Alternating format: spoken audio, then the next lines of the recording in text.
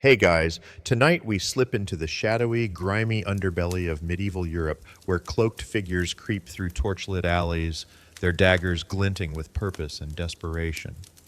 Picture yourself in a damp cobblestone street, the air thick with the stench of rotting hay and fear. A hooded stranger brushes past, their eyes darting, and you wonder if they're just a traveler or something deadlier. This is the world of medieval assassins, not the sleek, cool operatives of Hollywood blockbusters, but broken souls clawing for survival in a brutal game. You probably won't survive this life, not for a week, maybe not even a day, because every step is a gamble with death. So before you get comfortable, take a moment to like the video and subscribe, but only if you genuinely enjoy what I do here. Drop a comment with where you're tuning in from and what time it is there.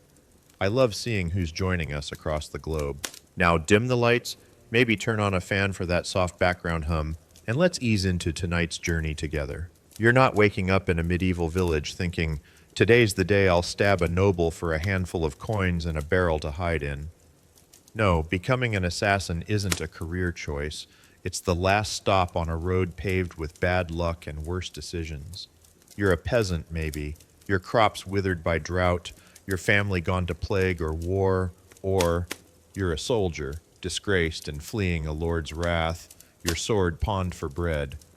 Maybe you're a thief who's dodged the gallows one too many times, your fingers still quick, your aim decent enough. These aren't the glamorous loners of ninja legends trained in secret mountaintop dojos. They're you, or what's left of you, after the world chews you up and spits you out with nothing but a cloak and a grudge. Mainstream history tells us assassins were a shadowy necessity in medieval Europe, especially during the 11th to 14th centuries, when political intrigue and feudal rivalries turned courts into snake pits.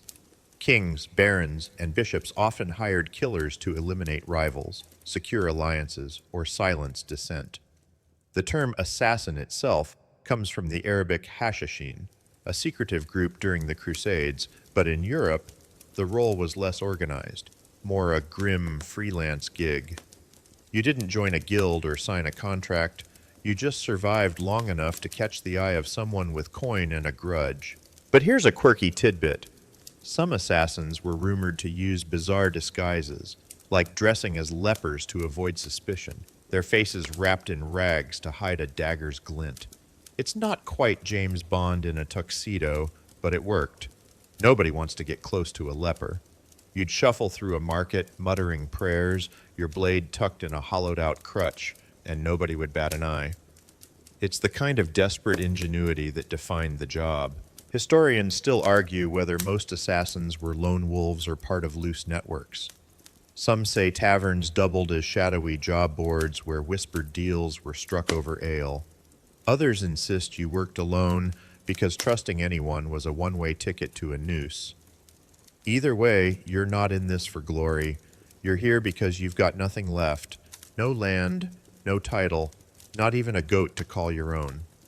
If you had any of those, you'd be the one hiring an assassin, not becoming one. Picture yourself in a smoky tavern, the kind where the floor sticks to your boots and the air smells like sour beer and regret.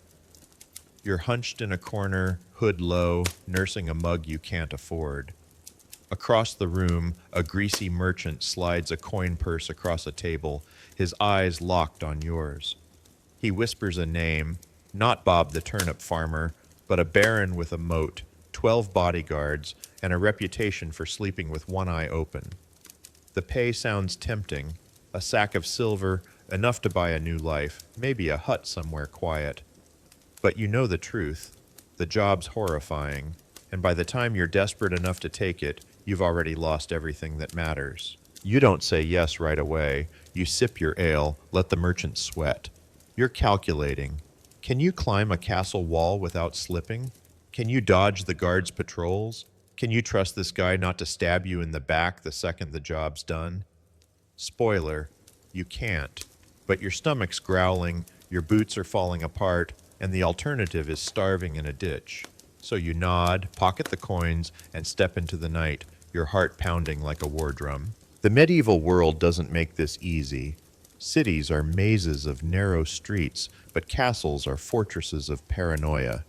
You're not just sneaking past a locked door, you're navigating moats filled with who knows what, walls studded with arrow slits, and servants who gossip faster than a wildfire spreads.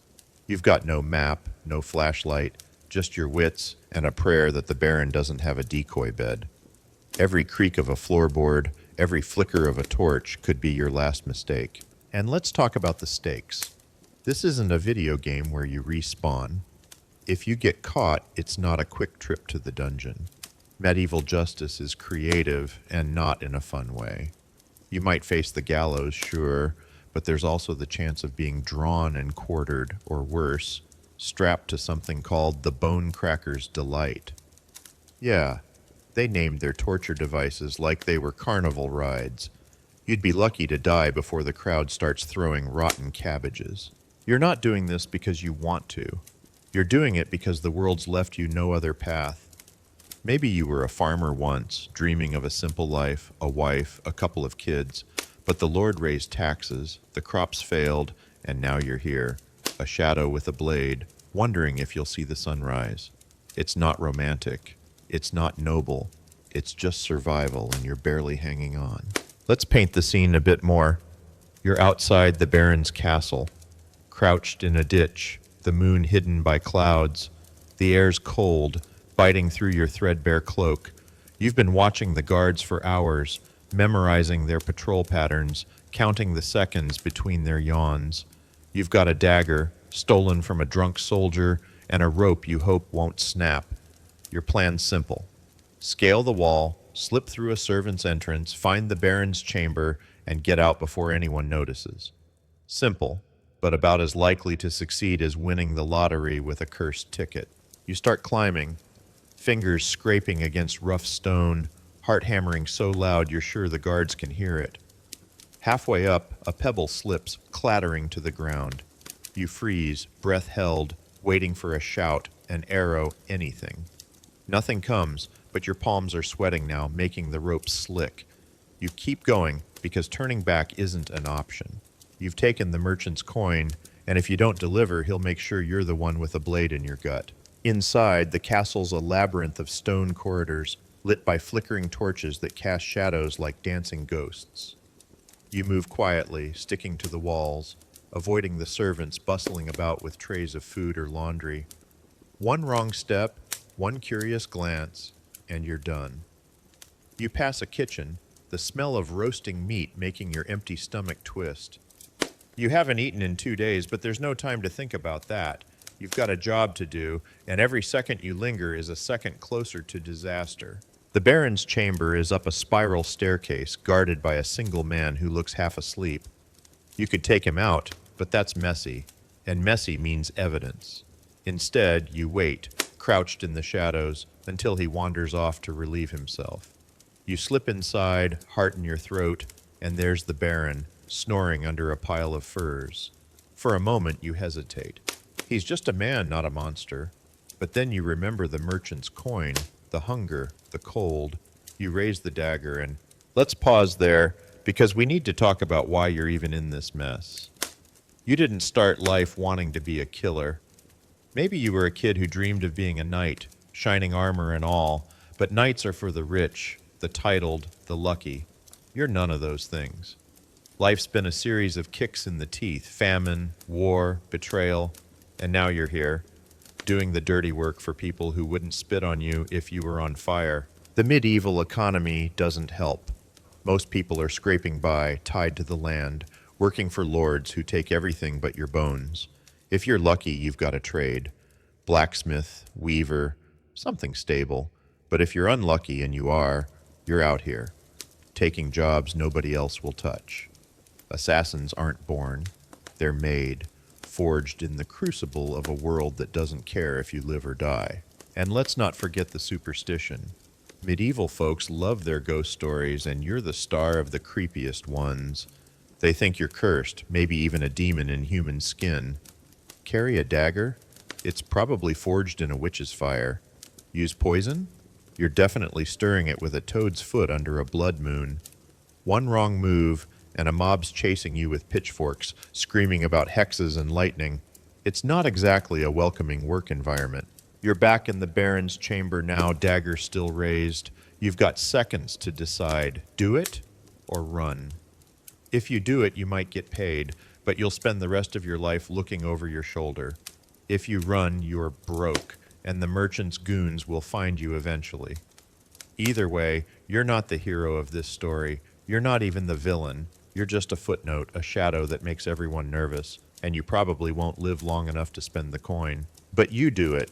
The dagger falls, quick and quiet. No screams, just a soft gurgle, and the Baron's still. You don't wait to admire your work. You're out the window, down the rope, sprinting through the night, the castle's bells starting to ring behind you. You've just changed history, maybe started a war, maybe saved a kingdom, but none of that matters. All that matters is getting away, disappearing into the dark, because that's what assassins do. You vanish or you die. And here's the kicker, you're not even sure you'll get paid. That merchant? He's probably halfway to another town, laughing at how he got you to do his dirty work for a handful of copper. You're running, heart pounding, knowing the guards are coming, the dogs are barking, and the whole world's about to turn against you. Welcome to the life of a medieval assassin. It's not glamorous, it's not fun. It's just you, a blade, and a whole lot of trouble. You're still running, the Baron's blood fresh on your hands, the castle bells echoing in the distance like a death knell. Your cloak snags on a thorn as you dive into a muddy alley, heart hammering, praying the dogs don't pick up your scent. You're a medieval assassin, and you've just learned lesson 1. The job doesn't end when the blade strikes. It's only just begun, and the real challenge is surviving long enough to spend that coin, if you even get it. You're not some polished killer with a secret handshake and a mentor's wisdom. You're a desperate soul thrown into this life because the world left you no other door. Let's rewind and figure out how you ended up here, clutching a rusty dagger on the silk roots of fate, where every step could be your last. Picture yourself a year ago, before the Baron, before the merchant's whispered deal. You're not a born killer. You're just another face in a medieval village, one of those gray, grim places where the sun barely breaks through the fog. Maybe you're a farmer, your hands calloused from plowing fields that never yield enough. The Lord's taxes take half your crop, and the other half rots in a bad season. Your kids are hungry, your wife's cough is getting worse, and the church says it's all God's will. Or maybe you're a soldier, once proud, now broken, kicked out of the Lord's army after a lost battle or a drunken brawl. Your sword's gone, pawned for a loaf of bread, and your name's mud in every tavern from here to York. Mainstream history backs this up. Medieval assassins weren't elite operatives. In the 12th and 13th centuries, Europe's feudal system crushed the lower classes, leaving millions in poverty. When political rivalries or power grabs demanded a quiet death, lords and bishops turned to the desperate, people like you, with nothing to lose and everything to gain from a single, bloody job. You weren't trained in a shadowy academy, you were picked because you were invisible. A nobody who could slip through the cracks of a world that didn't care. Here's a quirky tidbit. Some assassins were excommunicated monks, kicked out of monasteries for crimes like theft or worse. They'd use their old robes as disguises, muttering Latin prayers to blend in while hiding a blade under their habit.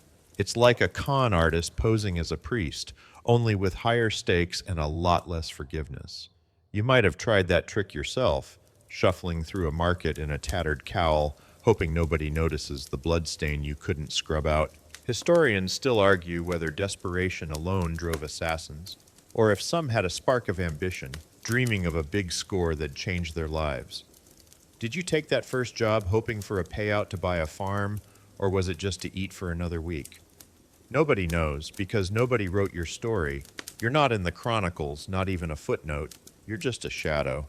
And shadows don't get to dream big. Back to that village. Life's been grinding you down, and one day it breaks you. Maybe the Lord's men burn your hut for unpaid taxes. Maybe your family starves, and you're too weak to bury them. Maybe you're a thief, caught one too many times, and the sheriff's got your name on a gallows list. You're out of options, sleeping in ditches, stealing scraps from pigs. That's when you hear the whisper, a tavern rumor about a man who pays for problems to disappear. You don't want to listen, but your stomach's screaming and the cold's creeping into your bones. So you follow the rumor, step by step, until you're in that tavern, meeting the merchant with the greasy smile and the heavy purse. He doesn't ask your name, and you don't offer it. He just slides a few coins across the table, enough to buy a week's worth of bread, and tells you about a job. It's not murder, he says, just removing an obstacle. The target's a minor noble, someone who crossed the wrong people. You don't ask why, you don't care. You just nod, pocket the coins, and feel the weight of your choice settle like a stone in your gut. You're not an assassin yet, but you're about to be. Let's talk about what you're walking into. This isn't a job with a training manual or a friendly orientation. There's no wise old killer teaching you how to sneak or stab. You learn by doing, and if you mess up, you're dead. Your training is the school of hard knocks medieval style. Maybe you've got a bit of experience. Say you were a hunter once, good at moving quietly through woods, or a soldier who knows how to hold a knife without cutting yourself. But that's it. The rest is instinct, luck, and a whole lot of hoping you don't sneeze at the wrong moment. You start small, maybe. A job here, a job there. A merchant who cheated the wrong lord, a priest who knows too much. Each one's a gamble, but you get better, or at least you don't die. You learn to watch people, to read their habits. That guard who scratches his nose every 10 minutes, he's your way in. That servant who lingers by the kitchen door, she's a risk. You figure out how to move without making the floorboards creak, how to blend into a crowd, how to look like you belong even when your heart's screaming you don't. But let's be real.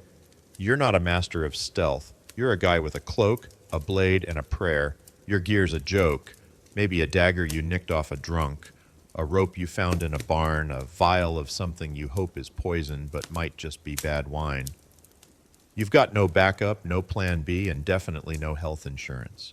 If you get hurt, you're patching yourself up with rags and hoping infection doesn't set in. If you get caught, well, let's just say medieval jails aren't known for their 5-star service. Picture yourself now, a few jobs in, standing outside a manor house in the dead of night. The air smells like wet earth and fear, and your hands are shaking, but you've got a job to do. You've been watching this place for days, learning the routines. The Lord's a paranoid type, with guards at every door and dogs that bark at shadows. You've bribed a stable boy for info, but you're not sure he won't sell you out for a shiny coin. Your plan's shaky. Climb a tree, drop onto the wall, slip through a window. It's the kind of plan that sounds great until you're halfway up and the branch starts to crack. You're not doing this because you love it. You hate it, every second of it.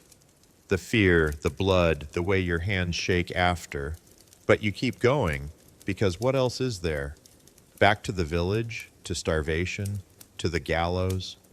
No, you're in too deep now. Every job makes you a little better, a little colder, a little less human. You learn to ignore the screams, the faces, the way the blood smells. You learn to run, to hide, to disappear. But you never learn to trust, because trust is a luxury you can't afford. Let's talk about the world you're navigating. Medieval Europe's a mess of kingdoms, duchies, and city-states, all squabbling over power like kids fighting over the last slice of pie. The Silk Routes, those sprawling trade networks crisscrossing Europe and beyond, carry more than spices and cloth. They carry secrets, plots, and the kind of grudges that end with a knife in the dark. You're a small part of that machine, a cog nobody notices until it jams. Lords hire you to settle scores, bishops use you to silence heretics, merchants want rivals gone. You're their tool, but you're also their problem. Because a man who kills for coin can't be trusted to stay quiet. And the people? They're scared of you, even if they don't know your face. You're the monster in their bedtime stories, the shadow that makes them lock their doors. They whisper about assassins like you, saying you're cursed, that you make deals with demons or stir poison under a full moon. You can't laugh it off, because that fear's dangerous. One wrong move, one suspicious glance, and you're running from a mob with torches and pitchforks. You've seen it happen. A guy who looked too quiet, carried a knife too openly, and suddenly he's burning for witchcraft. You're not dumb enough to let that be you. But you're not invincible either. Every job's a roll of the dice, and the odds aren't in your favor. Maybe you slip on a wet roof, or a guard spots you, or the poison doesn't work and the target just gets mad. Maybe you make it through, but the client doesn't pay, or worse, sends his own killer after you. You're learning that lesson the hard way, job by job, scar by scar.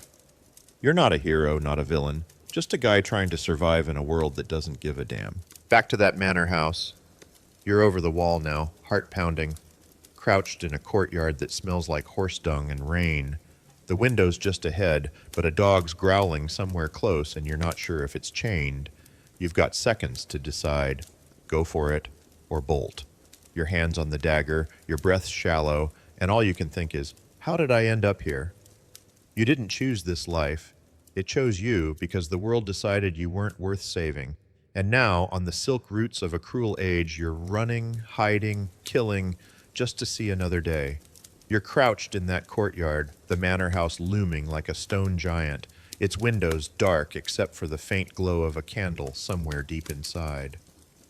The dog's growl has faded, but your pulse hasn't.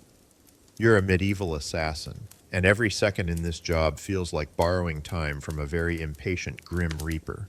Your hand grips a dagger, its edge dulled from use, maybe stolen off a guard who drank too much mead last week.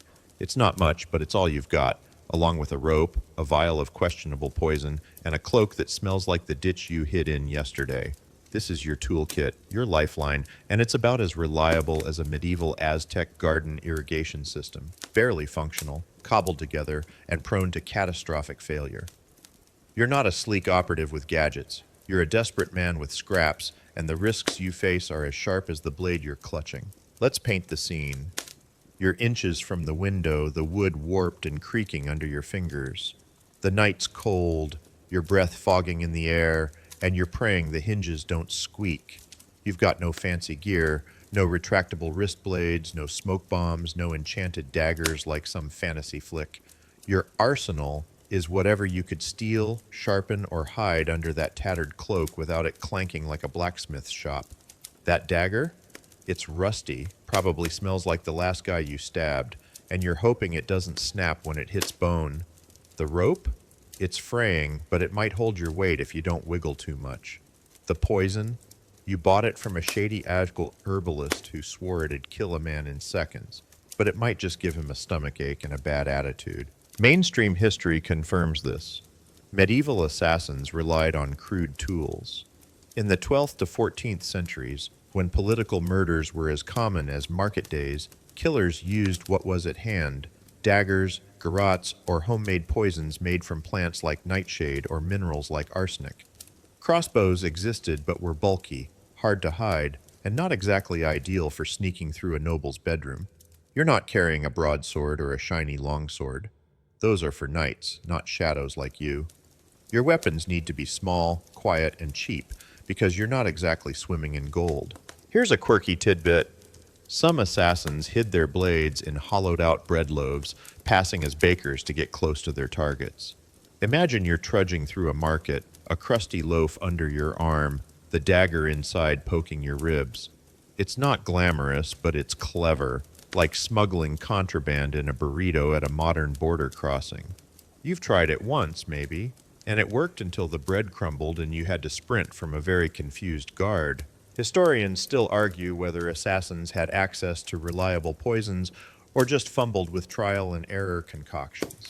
Some say you'd learn from thieves or mercenaries, picking up tricks like which mushrooms make a man sleep forever. Others insist you were guessing, hoping your death juice didn't backfire and leave you puking in a ditch. Either way, poison's a risky bet. Too little, and your target's just dizzy, squinting at his soup. Too much, and you're the one dead from a whiff of the stuff. You're at the window now, easing it open, the wood groaning like it's personally offended. Inside, the manor's a maze of stone and shadows, the air thick with the scent of wax and old wine. You drop to the floor, silent as you can manage, but your boots scuff the stone, and you wince. Every sound's a betrayal, every shadow a potential guard. You're not trained for this, not really. You've got no manual, no mentor whispering tips about how to spot a body double or where nobles hide their secret exits. You're learning on the job, and the job's a brutal teacher. Last week, you climbed into what you thought was a lord's chamber and found a servant's cot instead. The poor guy snoring so loud you nearly dropped your knife. Let's talk about the risks. This isn't just about getting caught, though that's bad enough. If a guard spots you, you're not just fighting one guy, you're fighting a castle full of them, all armed, armored, and very motivated to skewer the creep who snuck in. And medieval guards aren't the rent-a-cop types. They're trained, often ex-soldiers, and they don't mess around. You might dodge one, but two, three? You're not that fast. Plus, there's the castle itself. Moats, drawbridges, murder holes, yes, that's a real term. And yes, they pour boiling oil through them. You're not just sneaking past people, you're sneaking past a fortress designed to make you regret ever being born. Then there's the poison problem. Let's say you've got that vial, and you're bold enough to try it. You sneak into the kitchen, dodging cooks and scullery maids, and slip a few drops into the Lord's wine. Sounds simple, right? Wrong. Medieval nobles are paranoid, and for good reason. They've got food tasters, servants who sample every bite and sip before it touches the boss's lips. If the taster drops dead, you're screwed. If the poison's too weak, the Lord just gets a headache and doubles his guard. And if you mess up the dose, you might accidentally drink the wrong cup yourself. There's no poison control hotline in 1280, just you, a bad decision, and a lot of regret. You're moving through the manor now, sticking to the walls, your cloak blending with the shadows, the daggers in your hand, the rope coiled at your belt, the poison vial tucked in a pouch you hope doesn't leak. You've got no backup, no partner, no one to call if this goes south. You're alone, and that's the job. You can't afford friends. They ask questions, notice bruises, wonder why you're always gone at night. Even other criminals keep their distance. Thieves might share a drink, but you're the guy who makes people disappear. They're scared of you, and they should be, because you're a walking liability. Let's paint another risk. The client. That merchant who hired you. He's not your friend. He's using you, and when the job's done, you're a loose end. Maybe he pays you. Maybe he doesn't. Maybe he sends another killer after you because a knife in your gut's cheaper than a bonus. You've heard stories. Guys like you, found floating in a river, their coin purses empty, their throats slit. You're starting to think this job's not worth it, but it's too late to back out. You've taken the coin, you've made the kill, and now you're in too deep. Back to the manor. You're at the Lord's chamber, the door slightly ajar. You can hear him snoring, a low rumble that's almost comforting, like a dog by a fire. But you're not here to tuck him in. You ease the door open, dagger ready, and step inside. The room's dark, lit only by a dying fire, the air heavy with the smell of sweat and wine. You're about to strike when you notice something. A second bed, empty, the sheets tossed aside. A decoy? A trap? Your stomach drops, but there's no time to think. You've got one shot, one moment to get this right, or you're the one who won't see sunrise. The risks don't end with the kill. Let's say you do it, clean and quiet. You're out the window, down the wall, sprinting through the night. But the castle's waking up. Bells ringing, dogs barking, guards shouting. You've got minutes, maybe seconds, before the whole town's after you. And if they catch you, it's not just a trial and a quick hanging. Medieval justice loves a spectacle. You could be flayed, broken on a wheel, or burned as a witch because that poison vial in your pocket. Yeah, that's witchcraft to these folks. You're not just a killer, you're a monster, and they'll make sure you suffer. Even if you escape, the risks keep coming. You've got to get to the client, hope he's still there, hope he's got the rest of your pay. But clients are slippery, and you're learning that the hard way. Maybe he's gone. Left town with your silver. Maybe he's waiting with a smile and a dagger of his own. You're starting to see the pattern. Nobody trusts an assassin, not even the people who hire you. You're a tool, and tools get discarded when they're no longer useful. Let's zoom out for a second. The medieval world's a place of extremes, castles and hovels, feasts and famines, silk routes and muddy trails. You're caught in the middle, a nobody who's seen too much, done too much. Your tools, dagger, rope, poison, are your only friends, but they're fickle. They'll betray you if you're not careful, snapping or spilling or failing at the worst moment. You're not a master assassin. You're a survivor, and every job's a lesson in how to stay alive just a little longer. Back in the Lord's chamber, you're frozen, dagger raised, staring at that empty bed. Your mind's racing. Is it a trap? Did you get the wrong room? Is the Lord even here? You're out of time, out of options, and the risks are piling up like stones on your chest. You've got no fancy gear, no training, just a blade and a prayer, and you're starting to think neither's enough.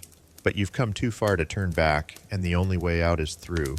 So you take a breath, tighten your grip, and make your choice. Because that's what assassins do. They gamble with death, and they rarely win. You're still in that Lord's chamber, the dagger trembling in your hand, the empty decoy bed mocking you from the shadows. The fire's embers cast a faint glow, and you're sweating despite the chill, every nerve screaming that you've walked into a trap. You're a medieval assassin, and this is the moment where the job gets real, not just sneaking or stabbing, but facing the kind of targets that make your stomach churn. You're not here for some random drunk in an alley, you're after the big fish. Nobles, bishops, maybe even royalty, guarded by armies, paranoia, and enough defenses to make an Aztec garden's maze look like a walk in the park. These are the people you're paid to kill, and the terrors you face to get close are the stuff of nightmares. You back away from the bed, heart pounding, scanning the room for movement. The Lord's snoring was a trick, you're sure of it now. A servant's ruse or a guard's bait. You're not just fighting a man, you're fighting a fortress, a system designed to keep people like you out. Your target's no turnip farmer named Jeff, snoozing in a haystack. He's a baron with a moat, a bishop dripping in gold, or a prince with a dozen knights who'd rather die than let you near him. Getting to them means outsmarting walls, guards, servants, and the target's own cunning, because these folks didn't get powerful by being careless. Mainstream history shows us why these targets were so hard to kill. In medieval Europe from the 11th to 15th centuries, power was a deadly game. Nobles and clergy held sway over land, wealth, and armies, but their thrones were shaky, built on alliances that could crumble with a single betrayal. Assassinations were common, especially during feuds like England's Wars of the Roses, where rivals dropped like flies. You're hired because someone wants a power grab, a revenge plot, or a quiet way to end a dispute, but your target's no fool.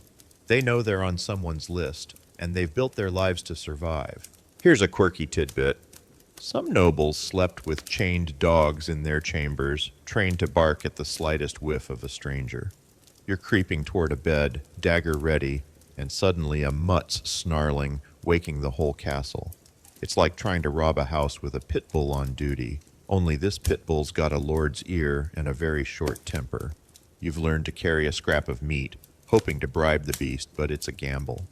Some dogs prefer your leg to your leftovers. Historians still argue whether most assassination attempts succeeded, or if the defenses were too tight for all but the luckiest killers.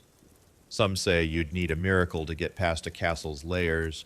Others point to chronicles full of dead lords, suggesting you're not as doomed as it seems.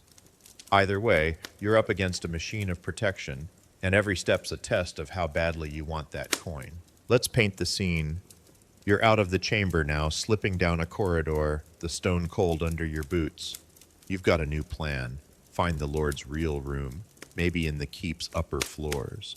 But the castle's a beast, its halls twisting like a labyrinth, torchlight flickering just enough to make every shadow look like a guard. You're dodging patrols, memorizing their steps. Left, pause, yawn, turn. You've spent days watching this place, hiding in bushes, counting stairs, noting which guard wheezes like he's got asthma. It's not glamorous, it's obsessive, like stalking a celebrity's social media, except one wrong move gets you skewered. The first terror's the guards.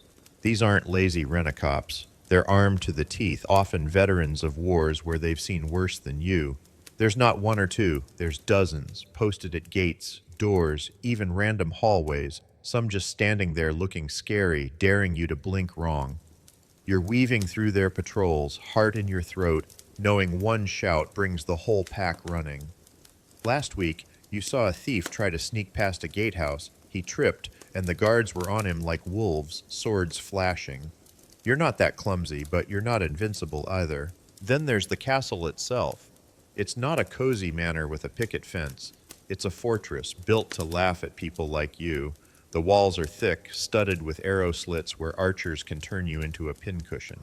The moat's not just water, it's a soup of filth, maybe with snapping turtles or worse. You've heard stories of murder holes, those charming ceiling slots where defenders pour boiling oil or sand. You're climbing a rope, halfway up a tower, and suddenly you're dodging a shower of liquid fire.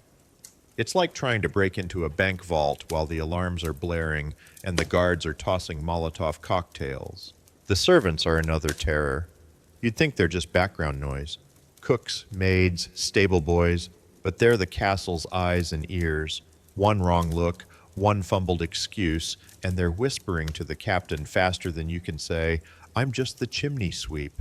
You're posing as a servant yourself tonight, a tray of bread in your hands, hoping nobody notices you don't know the cook's name or why you're sweating in a cold hall. Medieval gossip's no joke. It travels faster than a wildfire, and you're the spark they're all looking to snuff out. And the target? He's the worst part. These people aren't dumb. They've got enemies, cousins with claims to their land, rivals eyeing their gold, even their own kids plotting for the throne. They're paranoid, and they should be. They don't eat without a taster checking every bite. They sleep behind triple locked doors, sometimes in decoy beds or secret rooms, playing a deadly game of hide and seek. You've heard of lords who switch chambers every night like they're in a witness protection program. You're starting to think this lord's one of them, because that empty bed's got you second-guessing everything. Let's zoom in. You're at the keep now, a spiral staircase leading up to what you hope is the real chamber. The air's heavy, smelling of wax and fear, and your boots are leaving muddy prints you can't stop to wipe. You're carrying that tray, muttering about delivering bread, but your dagger's tucked in your belt, and the poison vial's burning a hole in your pouch.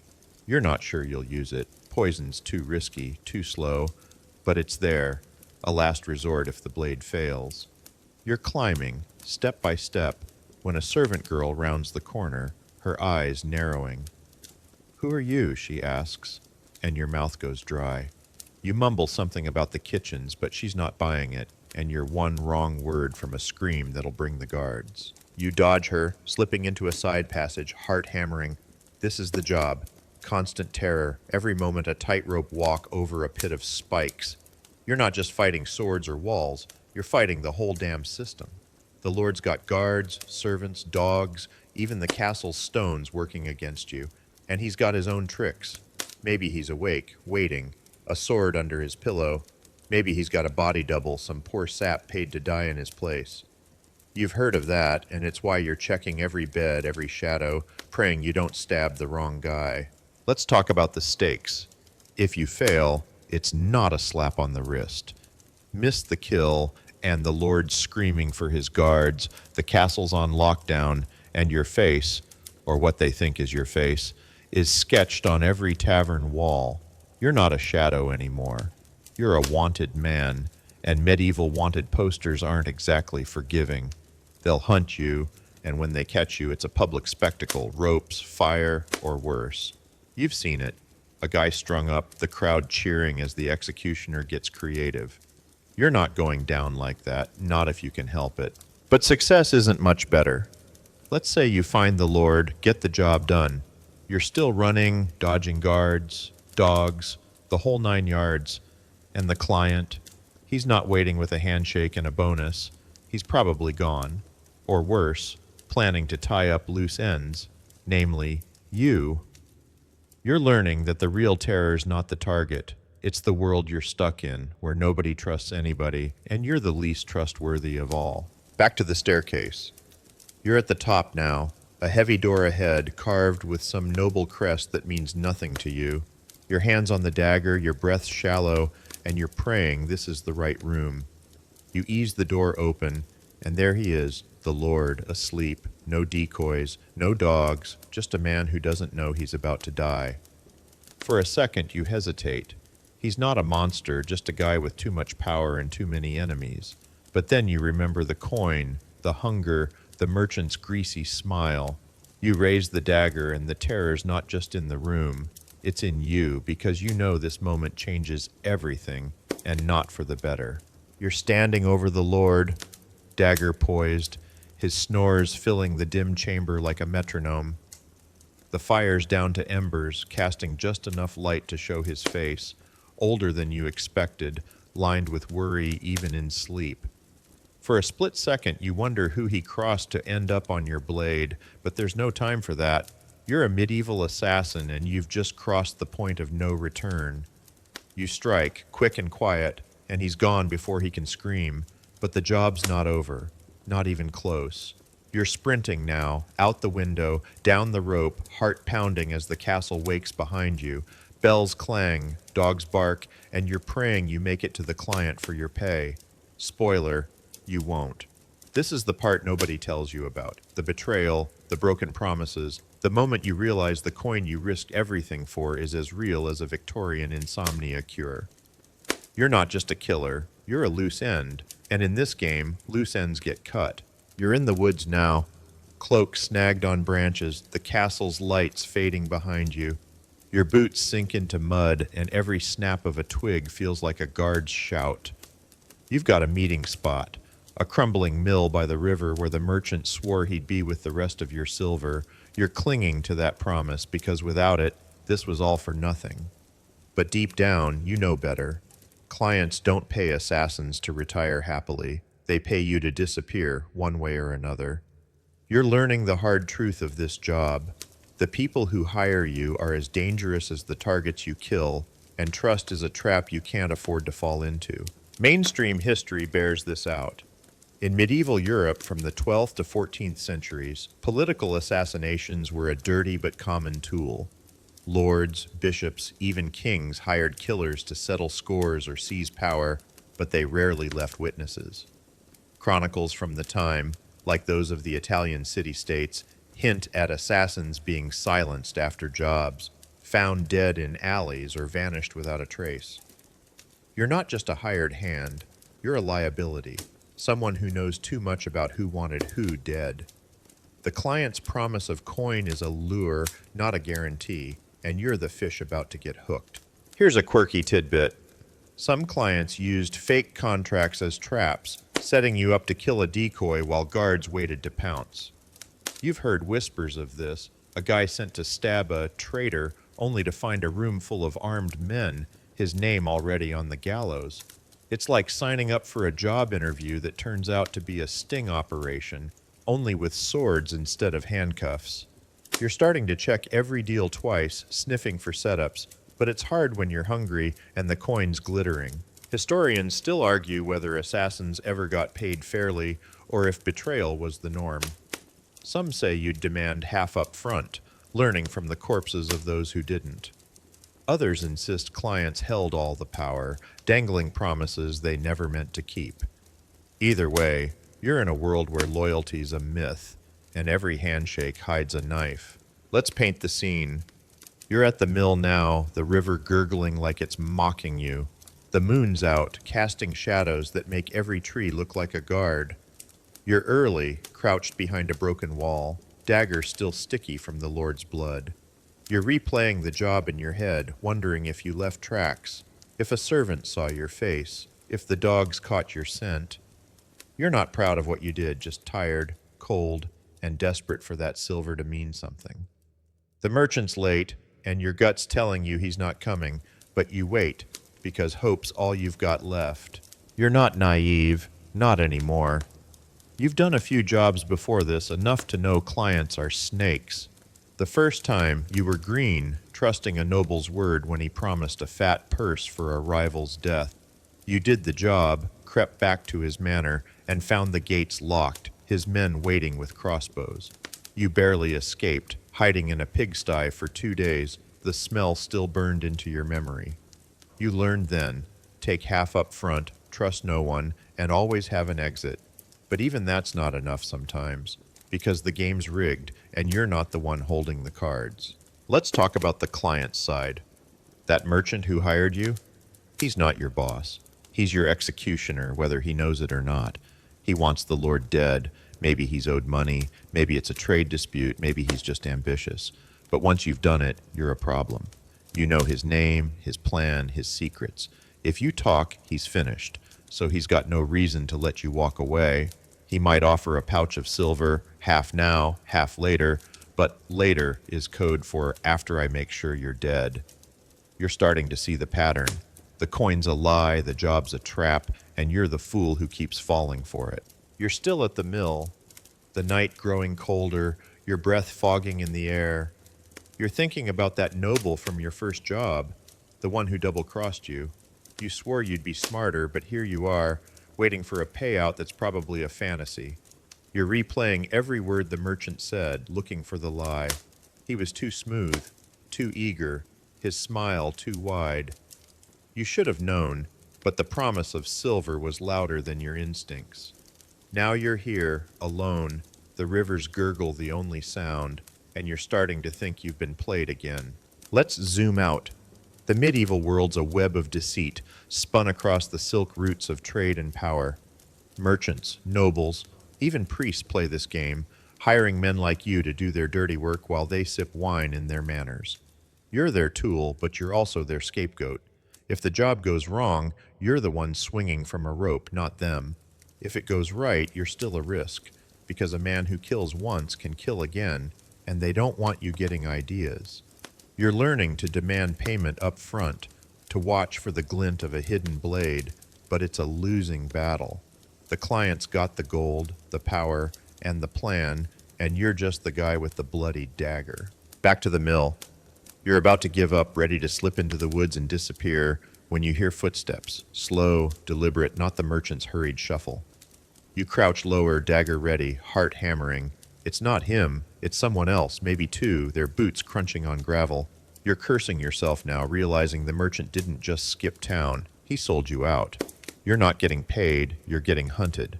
This is the betrayal you should have seen coming, the one every assassin learns sooner or later. You're a loose end, and loose ends don't get happy endings. Let's talk about what happens next.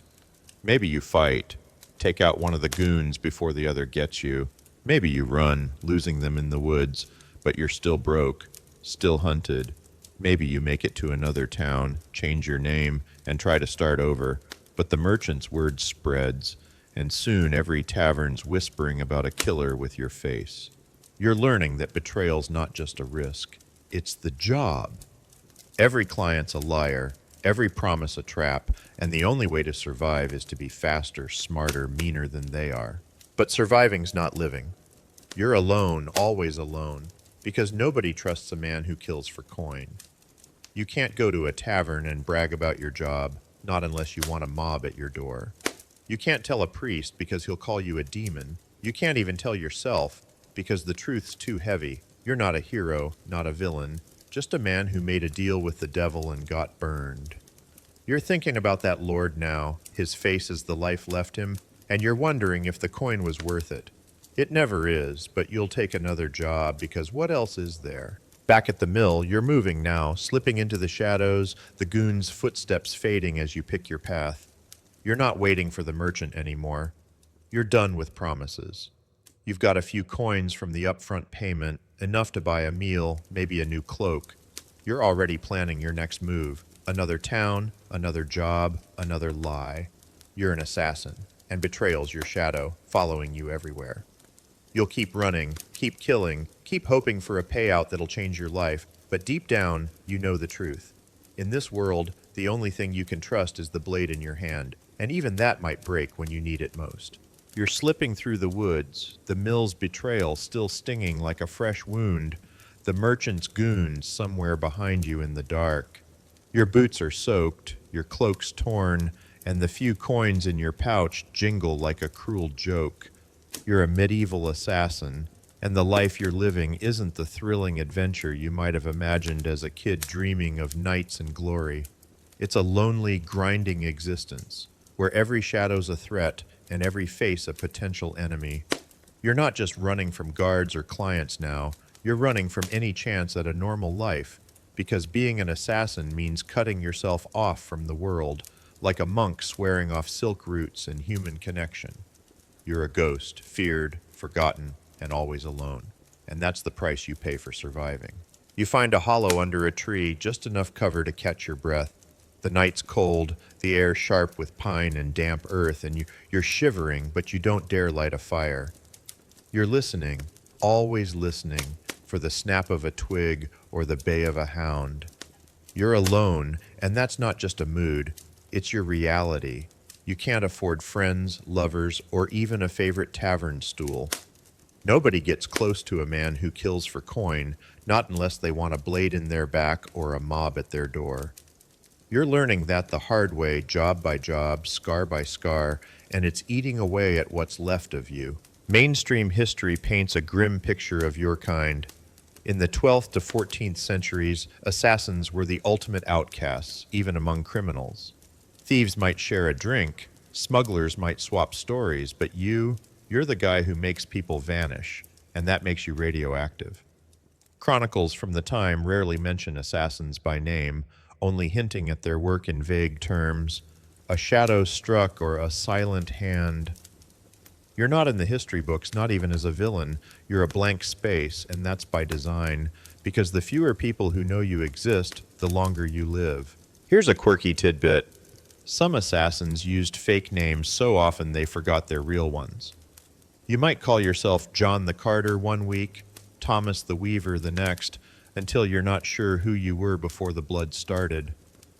It's like living with a stack of burner phones, each one tossed after a job, except the phone's your identity, and losing it feels like losing a piece of your soul.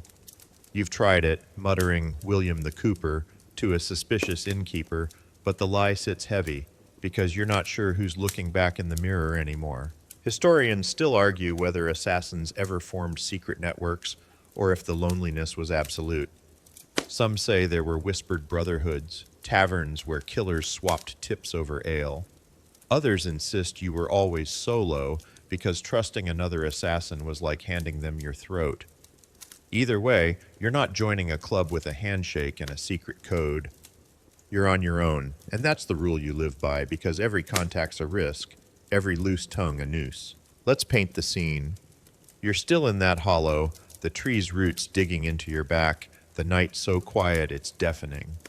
You're thinking about the last time you let someone get close, a girl in a village maybe, who smiled at you in a market, her eyes warm like a fire you'd forgotten how to feel. You bought her a ribbon, shared a laugh, let yourself pretend for a moment you could be normal. But then she noticed the blood under your nails, the way you flinched at a guard's shout, and her smile faded. You left that night because staying meant questions, and questions meant danger.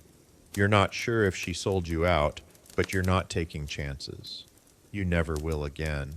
You're not just alone in the woods, you're alone everywhere. Taverns are your office, but you're not swapping stories with the locals. You sit in the darkest corner, back to the wall, eyes on the door, nursing a mug of ale you barely taste. You don't drink too much, can't afford to dull your senses. You don't stay long, can't risk being remembered. You don't say your name unless someone's paying, and even then, it's a lie. You're a ghost, moving from town to town, job to job, leaving nothing but whispers and bodies. Let's talk about why. This isn't just about staying safe, it's about survival in a world that hates you. You're not just a killer, you're a myth, a monster in the stories peasants tell their kids. They think you're cursed, that you whisper to demons or smear frog guts on your blade under a full moon. You've heard the tales sitting in a tavern, pretending to be a peddler. Don't look at him, a woman mutters, eyeing you like you might hex her cow. It's almost funny, except it's not, because that fear's what gets you chased by mobs, burned as a witch, or stoned for carrying a knife that's obviously cursed. You're thinking about that now, curled in the hollow, the cold seeping into your bones. You're remembering a guy you knew, not a friend. Assassins don't have those, but a guy who did jobs like you. He got sloppy, stayed too long in a town, shared a drink with a thief who seemed friendly. Next day, he was gone, dragged off by a crowd screaming about sorcery. You found his cloak later, torn and bloody, and you burned it because you're not dumb enough to keep souvenirs. You're learning to keep your secrets, your scars, your whole damn life to yourself, because letting anyone in is a death sentence. Let's zoom out. The medieval world's a place of connection, villages, markets, churches buzzing with gossip and trade. But you're cut off from all of it. You can't settle down, can't buy a hut and call it home, because a man like you doesn't get roots. You can't love, because love means trust, and trust means a knife in your sleep. You can't even confess to a priest because he'll either turn you in or run screaming about demons. You're alone, not because you want to be, but because the job demands it, and the job's all you've got left. Back to the hollow. You're checking your pouch, counting the coins. 3 coppers, barely enough for a loaf of bread. The merchant's betrayal stings, but it's not new. You're thinking about the next job, the next town, the next lie you'll tell to survive. You're wondering if you could have been something else. A farmer, a smith, a man with a name people don't whisper in fear. But that life's gone, burned away with every kill, every night like this one, hiding from the world you're stuck in. You're not just alone, you're invisible, and that's the point. You don't exist outside the moment of the kill. You don't leave a mark, don't build a legacy. You're a shadow, and shadows don't get happy endings. You're thinking about that girl again, the one with the ribbon, and for a moment you let yourself imagine a life where you stayed, where you were just a man, not a myth. But then you hear a twig snap and you're back to reality, dagger in hand, eyes scanning the dark. You're alone, and you always will be, because that's what it means to be an assassin, living on the edge of nothing, with only your blade and your fear to keep you company. You're moving now, slipping deeper into the woods, the hollow left behind like every other place you've ever been. You're not sure where you're going, just away, somewhere new, somewhere you can disappear again. You're carrying your secrets, your scars, your fake names, and they're heavier than the dagger at your belt. You're a ghost, and the world's happy to let you stay that way, because a man like you doesn't belong anywhere, not even in the stories they tell about you. You're alone, and that's the life you've chosen, or the one that chose you, when you had nothing else left to lose. You're trudging through the woods, the merchant's betrayal a bitter memory, your coins long spent on a crust of bread and a night in a barn. The medieval world keeps turning, and you're still a ghost slipping from shadow to shadow, your dagger a cold comfort against the loneliness. But let's leave your story for now, because there's another shadow looming over history, one with sharper claws and a fiercer heart. You're stepping into the sun-scorched lands of ancient Macedonia, where a woman named Olympias weaves her own deadly web, not with blades, but with prophecy, ambition, and a mother's ruthless love. She's no assassin, but she's just as dangerous, a queen who turned silk roots into paths of power, shaping an empire with her son, Alexander the Great, at its heart. You're about to see what happens when a princess becomes a legend, and trust me, you're not ready for her. You're in Epirus, a rugged tribal land where the air smells of pine and sacrifice, and the gods feel closer than the stars. It's around 375 BCE, and you're watching a young woman named Myrtale, a princess with eyes like a storm and a presence that makes priests flinch. She's not your typical royal, stitching tapestries or smiling for suitors. No, Myrtale's drawn to the wild, to serpents coiling in torchlit rituals, to the frenzied dances of the Dionysus cult where women whirl barefoot under moonlight calling down divine madness. She's steeped in mystery, her life a tapestry of omens and ecstatic rites, and you're wondering if she's a priestess or something more, a living oracle, touched by forces older than the throne she's destined to claim. Mainstream history confirms Olympias's early life was anything but ordinary.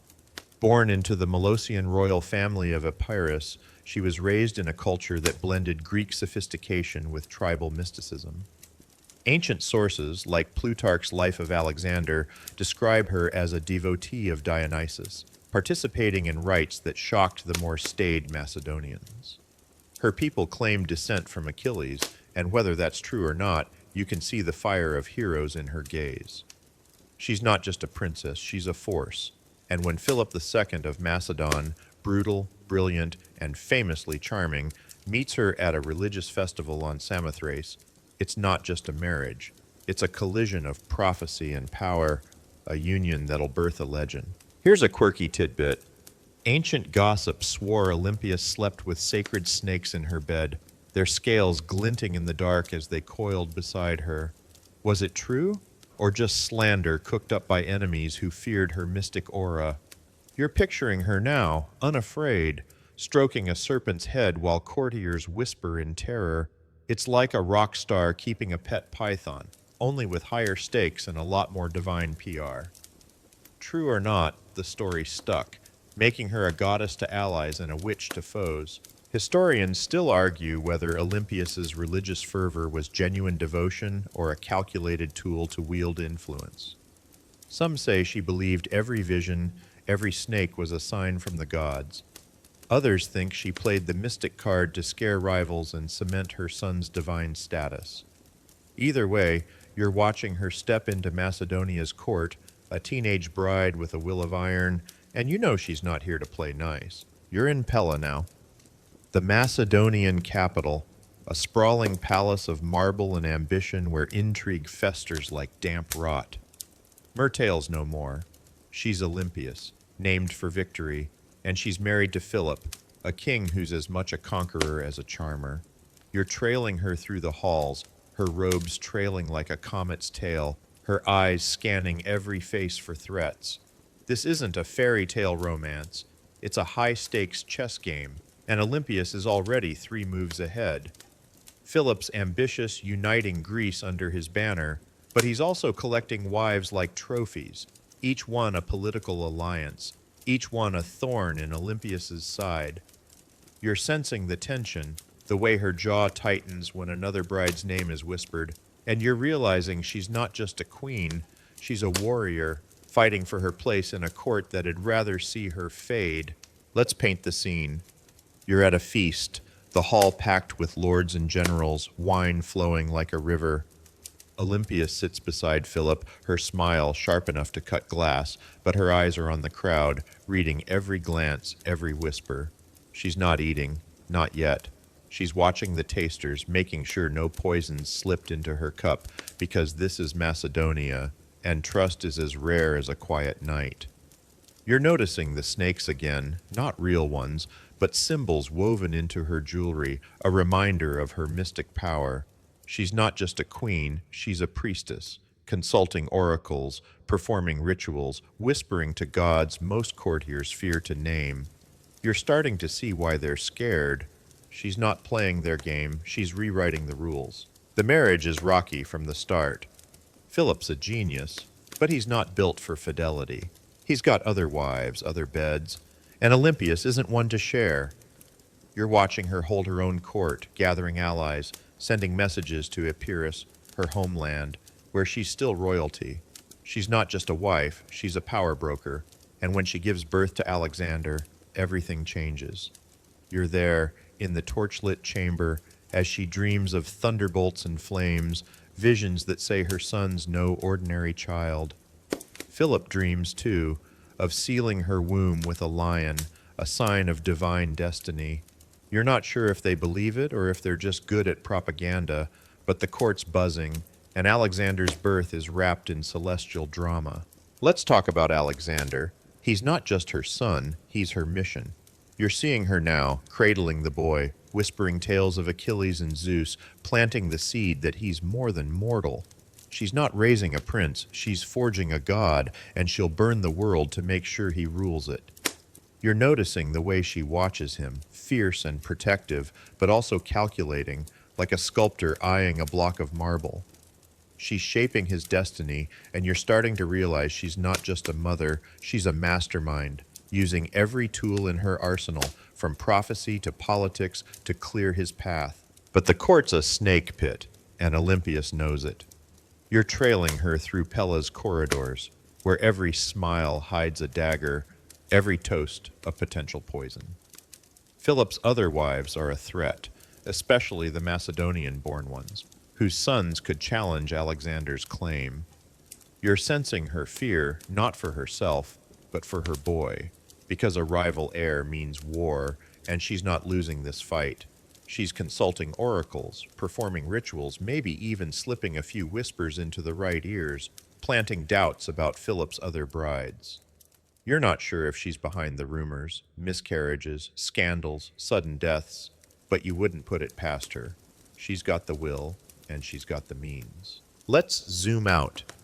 Macedonia is a land of iron and ambition, a kingdom on the rise, swallowing Greece piece by piece. The silk routes, those ancient trade paths, carry more than goods. They carry ideas, alliances, and secrets, and Olympias is weaving them into her plans. She's not just a queen, she's a strategist, using her mystic aura to scare rivals, her royal blood to pull strings in Epirus, her son to anchor her legacy. You're seeing her now, in a quiet moment, standing by a shrine, a snake coiled around her arm, her eyes distant, like she's seeing the future. You're wondering what she's planning, because this woman doesn't rest, doesn't falter, doesn't forgive. Back in Pella, you're at another feast, the air thick with wine and tension. Philip's laughing, his arm around a new bride, and Olympias is watching, her face a mask.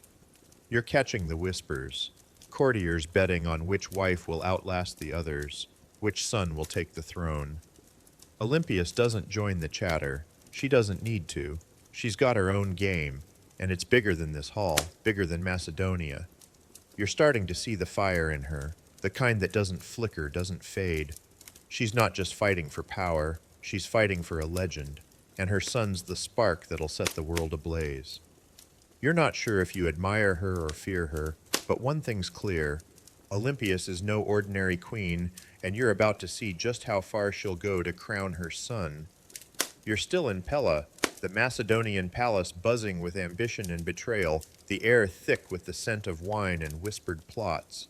Olympias moves through it all like a storm cloaked in silk, her eyes sharp, her every step calculated. You're watching her now, no longer just a mystic princess, but a queen fighting tooth and nail to secure her son Alexander's future. This isn't a game of daggers like your assassin days. It's a war of wits, rituals, and ruthless moves, played out on the silk routes of power where one wrong step means losing everything. You're seeing her battle a court full of rivals, Philip's other wives, scheming nobles, and generals who'd rather see her son dead than crowned. She's not just a mother, she's a force, and you're about to learn what happens when a queen decides her son's throne is worth any price. You're in the heart of the palace, a marble hall where torches cast long shadows and every smile hides a motive. Olympias is holding court, not at Philip's side, but in her own circle, surrounded by loyalists from Epirus and priestesses who whisper of omens. She's not eating the feast's roasted boar or sipping the wine. You're noticing how her gaze flicks to the tasters, checking for poison, because this is Macedonia, and trust is a fool's game. Her robes shimmer with snake motifs, a nod to her Dionysian roots, and you're sensing the fear she inspires, the way courtiers lower their eyes when she passes. She's not just a queen, she's a myth, and she's using it to carve a path for Alexander. Mainstream history tells us Olympias was a master of palace politics. From 357 BCE, when she married Philip II, she navigated a court where multiple wives vied for influence, each pushing their sons as potential heirs. Ancient sources like Plutarch note her fierce devotion to Alexander, born in 356 BCE, and her willingness to play dirty to secure his claim. Macedonia was a brutal kingdom, its kings often killed by cousins or rivals, and Olympias knew the throne was a battlefield. She didn't just rely on charm, she used her mystic aura, her epirote allies, and a knack for making enemies disappear to keep Alexander in the spotlight. Here's a quirky tidbit. Some courtiers swore Olympias used love potions to keep Philip's attention, brewing them in secret with herbs and who knows what. True or not, it's the kind of gossip that swirled around her. like tabloid rumors about a modern pop star. You're imagining her now, stirring a vial in a hidden chamber, a snake coiled nearby, her lips curled in a half smile. It's probably just slander, but it adds to her legend, making her seem half witch, half queen, and all dangerous. Historians still argue whether Olympias was a manipulator or a visionary, a mother driven by love or a politician obsessed with power. Some say she orchestrated every move to make Alexander a god king. Others think she was reacting to threats, doing whatever it took to survive. Either way, you're seeing her now, a woman who doesn't flinch, doesn't compromise, and definitely doesn't lose. Let's paint the scene. You're trailing Olympias through Pella's corridors, her sandals clicking on marble, her priestesses whispering behind her. She's not heading to Philip's chambers. She's got her own plans, meeting allies in a shrine lit by flickering lamps. You're catching snippets of their talk, omens, oracles, a vision of Alexander crowned in flames. She's not just planning for today, she's planning for history, and you're starting to realize her ambition's bigger than this palace, bigger than Greece. She's shaping a legacy, and she'll burn anyone who stands in her way. The biggest threat's not Philip's wandering eye. It's his other wives, especially Cleopatra Eurydice, a Macedonian noble married later in life. You're at a feast now, the hall packed with drunken lords, and Cleopatra's there, young and smug, her uncle Attalus, a top general, grinning beside her. You're noticing Olympias's face, a mask of calm, but her hands are clenched, nails digging into her palms. Cleopatra's a problem, not just because she's Philip's favorite, but because any son she bears will be purer in Macedonian eyes, a direct threat to Alexander's claim. You're sensing the stakes. This isn't just jealousy, it's survival, and Olympias is playing for keeps. Let's talk about that feast. It's a disaster waiting to happen, the air thick with tension and too much wine. Attalus stands, cup raised, and makes a toast that's more like a dagger. He questions Alexander's legitimacy, hinting he's not Philip's son but a god's, a jab at Olympias's mystic claims. You're watching her, expecting rage, but she's still, her eyes glinting like a predator's. Alexander storms out, furious, and Olympias follows, not to comfort him, but to strategize. You're trailing them to a quiet chamber where she's whispering, not soothing words, but plans, Epirus, allies, revenge. She's not defeated, she's dangerous, and you're starting to see why nobody crosses her. She leaves Pella soon after, retreating to Epirus, her homeland, where she's still a princess with pull. You're with her now, in a mountain stronghold, the air sharp with cedar and sacrifice. She's not exiled. She's regrouping, sending letters, pulling strings, turning Philip's court against itself. You're noticing her letters to Alexander, sharp and urgent, warning him of rivals, urging him to act. She's not just a mother, she's a general, and her battlefield's the palace, where gossip and betrayal are deadlier than swords. Let's zoom in. You're at a ritual, Olympias at the center, barefoot, a snake in her hands, her voice rising in a chant that makes your skin prickle. The priestesses are swaying, the air heavy with incense, and you're realizing this isn't just religion, it's power. She's using these rites to scare rivals, to make them think she's got gods on speed dial. You're hearing whispers of her enemies falling, nobles disgraced, wives sidelined, and you're wondering if she's behind it, if those accidents were her doing. You're not sure, but you wouldn't bet against her, not when her eyes burn like that. Then comes the shockwave. You're back in Pella, at a wedding. Philip's daughters, a glittering affair meant to cement his power. He's on the verge of invading Persia, dreaming of an empire, when a bodyguard, Pausanias, stabs him dead in front of everyone.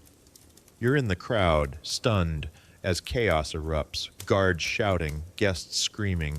You're watching Olympias, her face unreadable, but you're catching the glint in her eye, the way she moves through the panic like she expected it. Nobody can prove she was involved, but the whispers are loud. Pausanias had grudges, sure, but did someone pull his strings? You're not pointing fingers, but you're noticing how fast she acts, how Cleopatra, Eurydice, and her newborn are dead within days, their deaths brutal, public, symbolic. Let's talk about that. You're in the palace days after Philip's death, and Olympias is back, a serpent in human form. Cleopatra's gone. Some say hanged, others say burned, her infant daughter killed first. You're hearing the stories, how Olympia staged it like a divine judgment, sending a message. Only Alexander's line rules. You're not sure if she held the rope herself or just gave the nod, but you're seeing the result. No rivals, no threats, just her son, barely 20, declared king. You're realizing she's not just protecting him, she's engineering his rise, clearing the board with a ruthlessness that makes your assassin days look tame. You're watching her now, in a quiet moment, standing by Alexander's side as he takes the throne. She's not gloating, she's planning, her eyes on the horizon, on Persia, on the world. You're noticing the generals, how they bow to Alexander but glance at her, wary, because they know she's the real power behind the crown. You're thinking about her journey, from Myrtale, the mystic princess, to Olympia, the queen who turned a court into her chessboard. You're wondering what it cost her, how many nights she lay awake, plotting, praying, fearing for her son. You're not sure if she's a hero or a monster, but you know one thing, she's a mother, and for Alexander, she'd burn the world to ash. You're standing in Pella's grand hall, the echoes of Philip's death still lingering like smoke, and Olympias is moving through the chaos with a predator's grace. Alexander's on the throne, a young king with fire in his eyes. But you're watching her, the serpent queen who carved his path with blood and prophecy. She's not resting on her victory. She's already looking ahead, guarding her son's empire while he dreams of conquering Persia. But the Macedonian court is a viper's nest, and Olympias' story doesn't end with a crown. It ends in dust, betrayal, and a legacy that outlives gods, as enduring as the silk roots that carried her name. You're about to see her final act, a blaze of defiance that burns brighter than any throne, and you're wondering if she knew the price she'd pay for her son's glory.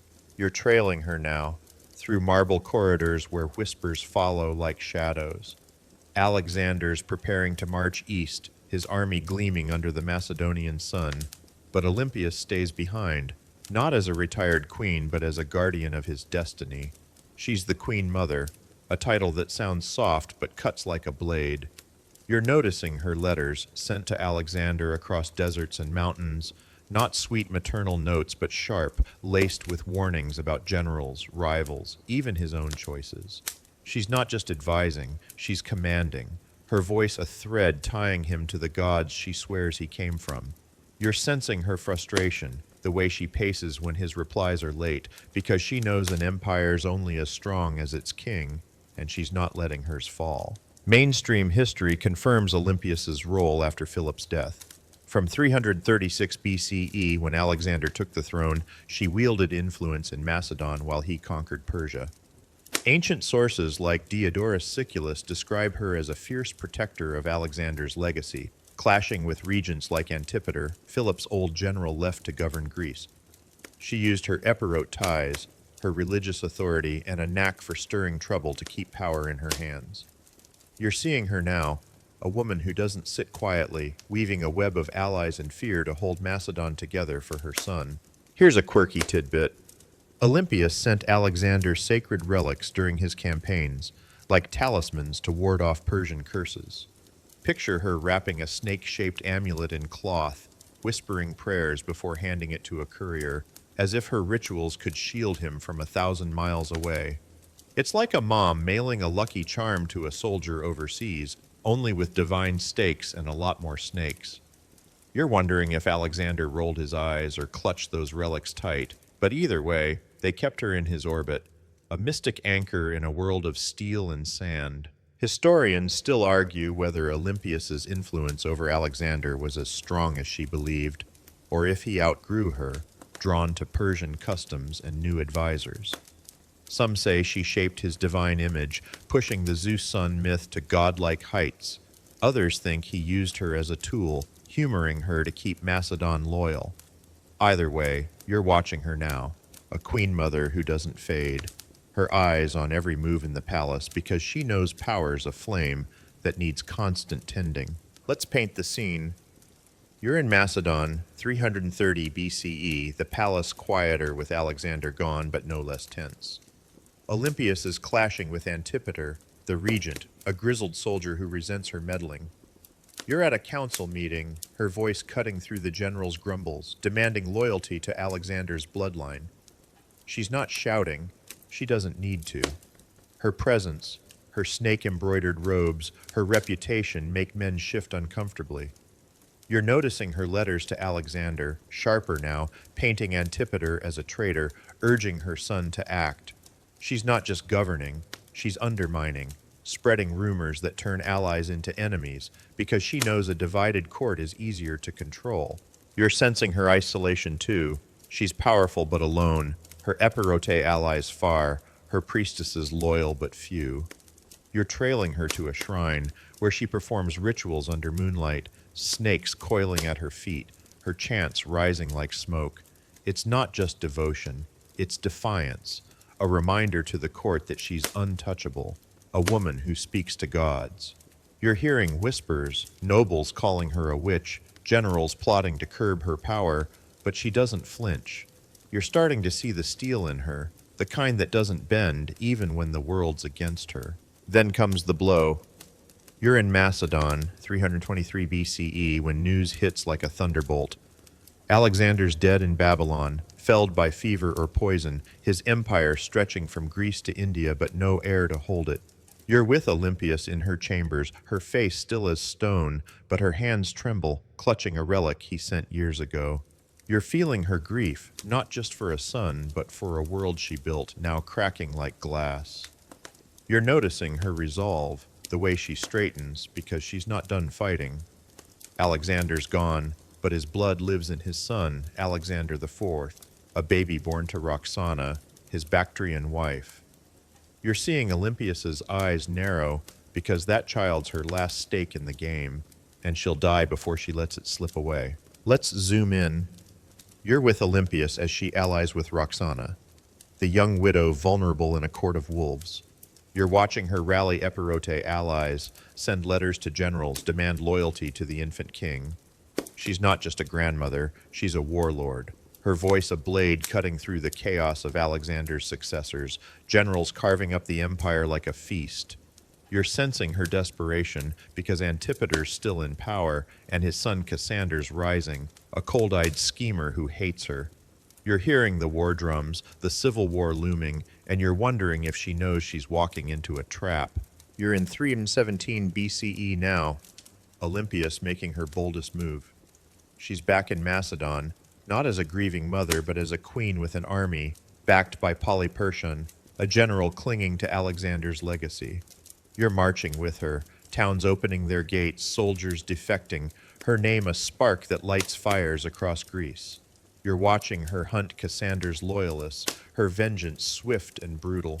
You're at the execution of Philip III, Alexander's half-brother, a puppet king she orders killed, his wife strangled when she refuses suicide. You're seeing her stage these deaths like divine judgments, sending a message. Only Alexander's line rules. You're feeling the weight of her choices, the blood on her hands, and you're wondering if she regrets it or if regret's a luxury she can't afford. But the tide turns. You're in Pydna, a coastal fortress, 316 BCE, Olympias besieged by Cassander's army.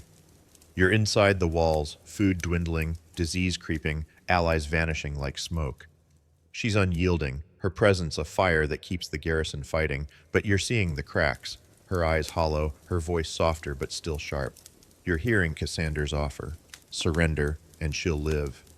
You're watching her laugh, a sound like breaking glass, because she knows promises are lies.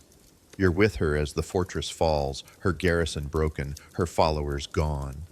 You're standing beside her as she's handed to Cassander's allies, families of those she killed, their eyes burning with hate. Let's talk about her end. You're there, in the dust of Pydna, as Olympias faces her executioners. She's old now, frail, but she stands tall, her gaze silencing the crowd.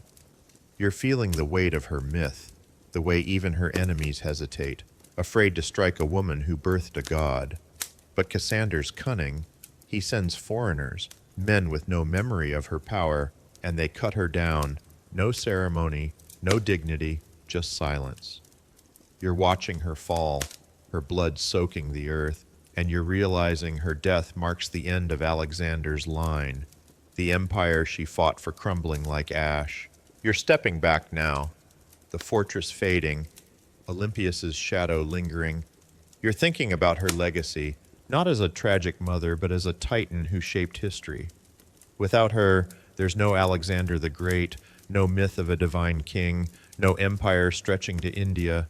You're seeing her in every ruthless queen, every whisper of prophecy, every empire built on blood and belief. She's gone, but her story's etched in the silk roots of time, a reminder that power's aflame, and Olympias burned brighter than most. You're wondering if she knew in that final moment that her name would outlive the gods she served, and you're betting she did. You're stepping away from the dust of Pydna, Olympias's shadow fading like a whisper, but her fire still burns in your mind. The world shifts now, pulling you across seas and centuries to a sun-bleached island in the Aegean, where stone ruins hum with secrets older than Macedonia's thrones. You're on Crete, near the modern city of Heracleion, standing before Knossos, a sprawling palace that's more than a building. It's a city, a temple, a myth carved in stone. This is the heart of the Minoan civilization, a marvel that inspired tales of labyrinths and monsters, its corridors twisting like the silk roots of legend. You're about to wander its halls, marveling at its art and mystery, and you're wondering if the Minotaur's roar still echoes somewhere deep within. You're walking the ruins now, the air warm with salt and olive groves, the stones under your feet worn by thousands of years. Knossos isn't just a palace, it's a maze of over 1,000 rooms, sprawling across 150,000 square feet, its walls painted with vibrant frescoes of dolphins, bulls, and bare-chested women holding snakes. You're ducking through corridors that twist and double back, staircases that lead to nowhere, light wells that slice through the dark like blades of sun. It's disorienting, beautiful, and you're feeling the weight of a civilization that shimmered for centuries before fading into myth. You're not just exploring a ruin, you're stepping into a dream, one that feels alive, whispering secrets you can't quite hear. Mainstream history tells us Knossos was the center of the Minoan civilization, flourishing from around 2600 to 1400 BCE. Excavated by British archaeologist Arthur Evans in the early 1900s, it revealed a society far ahead of its time, with multi-story buildings, running water, and what might be the world's first flushing toilets. Unlike the warlike Greeks who followed, the Minoans built no massive fortresses, suggesting they ruled through trade and culture, their ships slicing the Mediterranean to Egypt, Mesopotamia, and beyond. You're picturing their ports now, bustling with pottery, saffron, and bronze, a Bronze Age superpower that didn't need walls to feel secure. Here's a quirky tidbit. Knossos had storage rooms packed with giant clay jars, some big enough to hold a person. Evans called them pithoi, and locals whispered they were used to trap enemies, or maybe even a minotaur. You're imagining yourself squeezing into one, the clay cool against your skin, hoping nobody seals the lid. It's like hiding in a barrel during a medieval heist, only with better craftsmanship and a lot more myth. You're chuckling, but the idea sticks, because Knossos feels like a place where stories come to life. Historians still argue whether Knossos was a palace, a temple, or a city-state's hub. Some say it was ruled by a priest-king, others a goddess's court, but the lack of deciphered records, Linear A, their script, remains a mystery, keeps the debate alive. You're wondering who walked these halls, what prayers they whispered, and you're realizing the answers are locked in stones that won't speak. Let's paint the scene. You're in the central courtyard, a vast open space where the Minoans might have held rituals or bull-leaping ceremonies. The air's thick with dust and history, and you're staring at a fresco on the wall. Youths vaulting over a charging bull, their bodies frozen in midair, graceful and daring. You're feeling the crowd's roar, the thrill of a sacred dance where one slip means death. It's not sport, it's theater, a communion with gods or chaos, and you're awed by a people who celebrated danger like this. You're noticing the bull motifs everywhere, carved horns on altars, painted on walls, sculpted into charms. The bull's their symbol, their spirit, and you're starting to see why the Greeks spun tales of a monster half-man, half-beast. You're moving deeper now, into the palace's heart, where corridors narrow and shadows pool. You're passing a throne room, named by Evans for its alabaster chair flanked by griffin frescoes, mythical guardians glaring from the walls. You're sitting in that chair, just for a moment, feeling the weight of a lost king or priestess, wondering what judgments were passed here. The room's small, intimate, not the grand hall of a conqueror, but a sacred space, and you're sensing the Minoan's world was as much spiritual as practical. You're noticing the light wells, shafts that pull sunlight into the dark, and the clay pipes snaking underfoot, carrying water like arteries. This isn't a primitive ruin, it's a masterpiece, and you're marveling at a people who built this 4,000 years ago. Let's talk about the Minoans. They weren't warriors like the Macedonians you left behind. They were artists, traders, architects of beauty.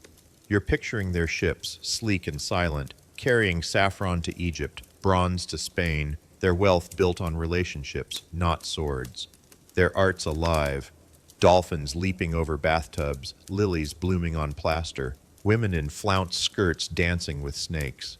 You're noticing the goddesses, bare-breasted, serpents in their hands, radiating power, not submission. These aren't the meek idols of later Greece, they're guardians of life, rebirth, maybe the underworld itself. You're feeling their presence, like Olympias's snakes, and you're wondering if the Minoans saw the divine in every wave, every beast. You're in a shrine now, a tiny room tucked in a corner, its walls marked by horns of consecration, stylized bull horns that separate sacred from mundane. You're touching one, the stone cool and smooth, and you're thinking about the rituals here, maybe offerings of wine or blood, maybe dances that shook the earth. You're seeing snake goddess figurines found in storerooms below, their arms raised, serpents coiling like living jewels. They're not decorations, they're power, and you're realizing Knossos wasn't just a palace, it was a temple, a machine for connecting with gods, its every corridor a path to the divine. Let's zoom out.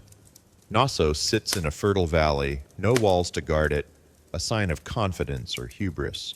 You're picturing it alive, workshops humming, scribes scratching linear A on clay, priests chanting under starlight. It's a city under one roof, a hub of culture and trade, its influence rippling across the Mediterranean. You're thinking about the silk routes, not literal silk here, but the flow of ideas, goods, and stories that linked Crete to distant shores. Knossos was a node in that web, a beacon of a civilization that didn't conquer with armies but with beauty and mystery. You're back in the courtyard, the sun high, the frescoes glowing like they're fresh. You're noticing the chaos of the layout, rooms leading to rooms, stairs spiraling into shadows, corridors that seem to loop forever. It's no wonder Evans thought this was the labyrinth, the maze of King Minos and the Minotaur. You're imagining ancient Greeks visiting, awestruck, their tales growing wilder with every step. You're not seeing a monster, but you're feeling the palace's pulse, its design meant to confuse, to awe, maybe to protect something sacred. You're wondering if the labyrinth's not a prison, but a journey, a spiritual maze where the Minotaur's just a shadow of human fear.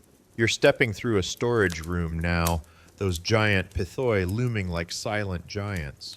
You're running your hand along one. It's clay etched with patterns, and you're picturing it full of oil or wine, the lifeblood of a kingdom. You're thinking about Evans, digging here in 1900, his eyes wide as he uncovered a world older than Greece, older than Rome. You're grateful for his work, even if he rebuilt parts with concrete, turning Knossos into half ruin, half vision. You're seeing his passion, his belief that this was Minos's seat, and you're wondering if he was right or if the truth's stranger than any myth.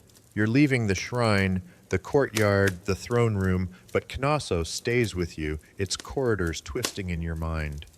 You're thinking about the Minoans, their love of nature, their dance with bulls, their silent script that locks their voices away. You're feeling their absence, but also their presence. In every fresco, every stone, every echo of a story that became the labyrinth. You're not sure what Knossos was, palace, temple, or something more. But you know it's alive.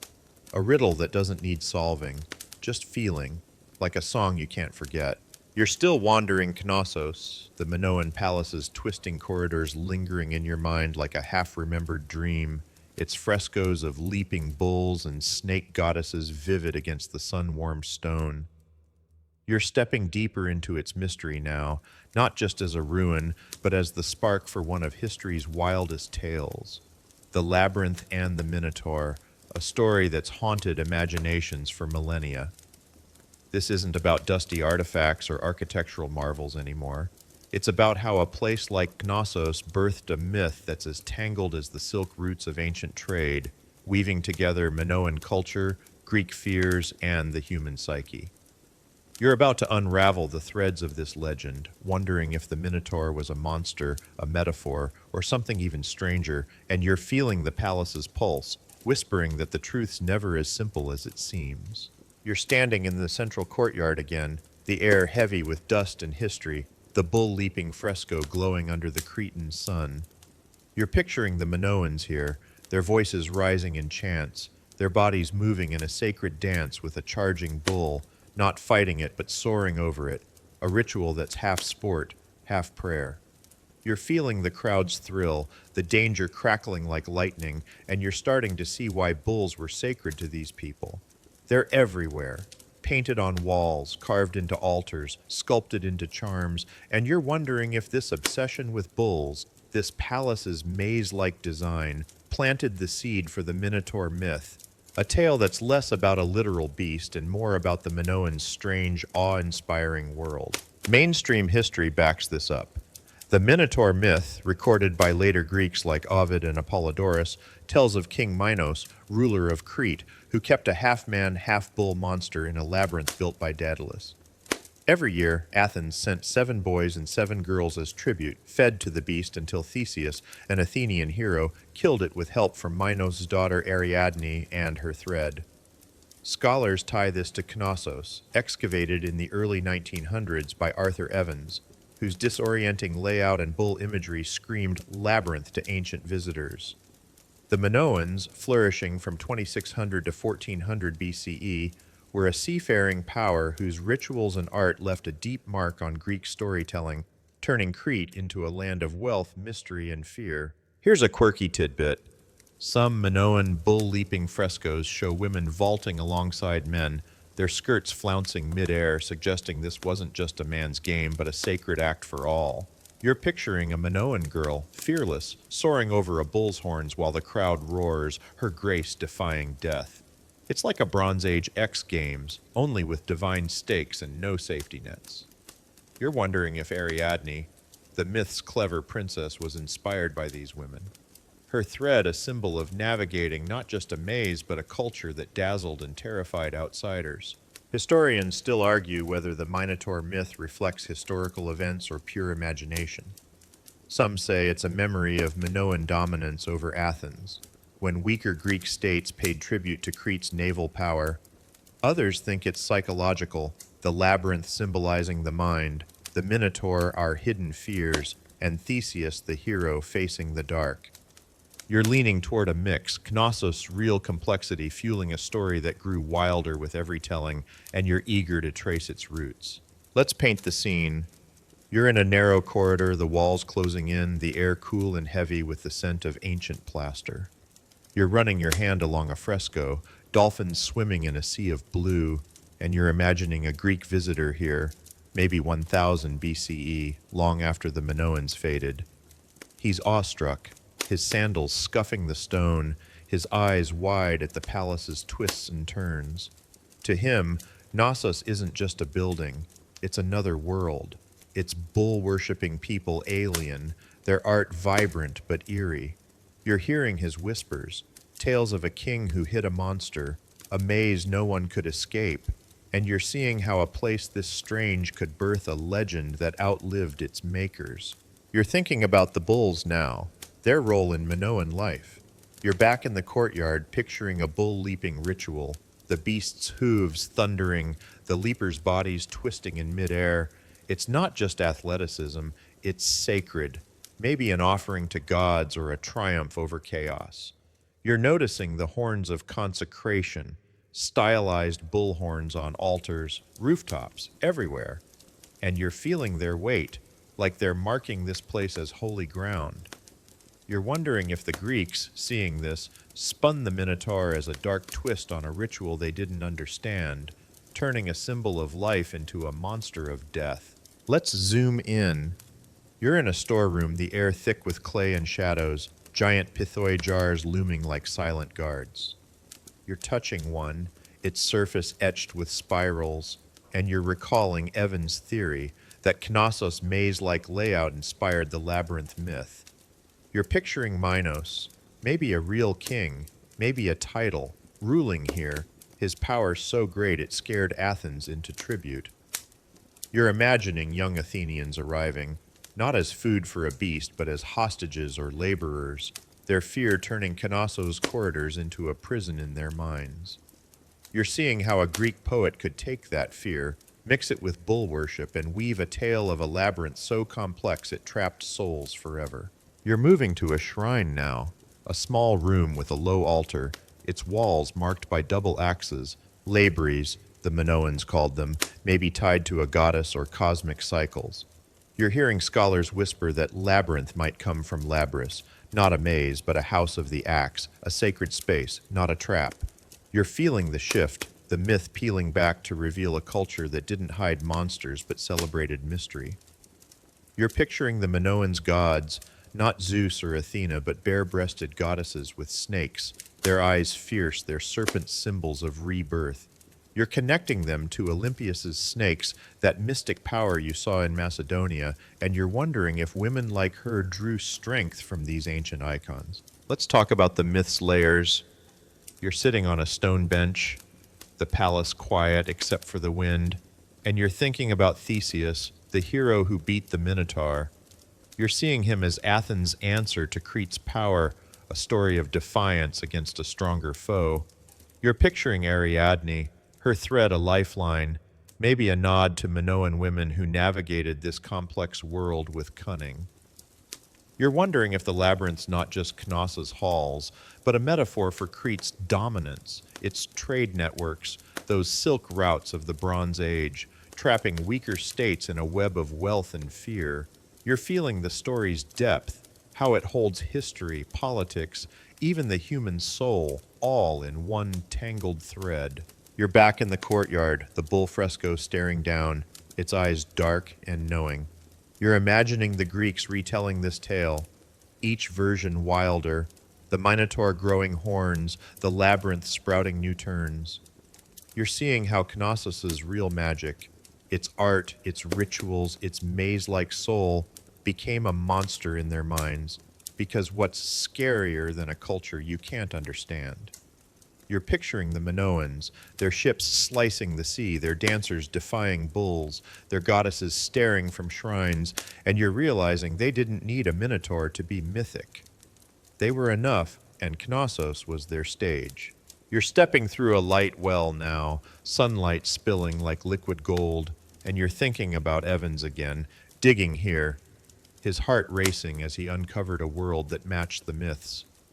You're grateful for his vision, even if he stretched the truth, naming this place after Minos, seeing labyrinths where others saw halls.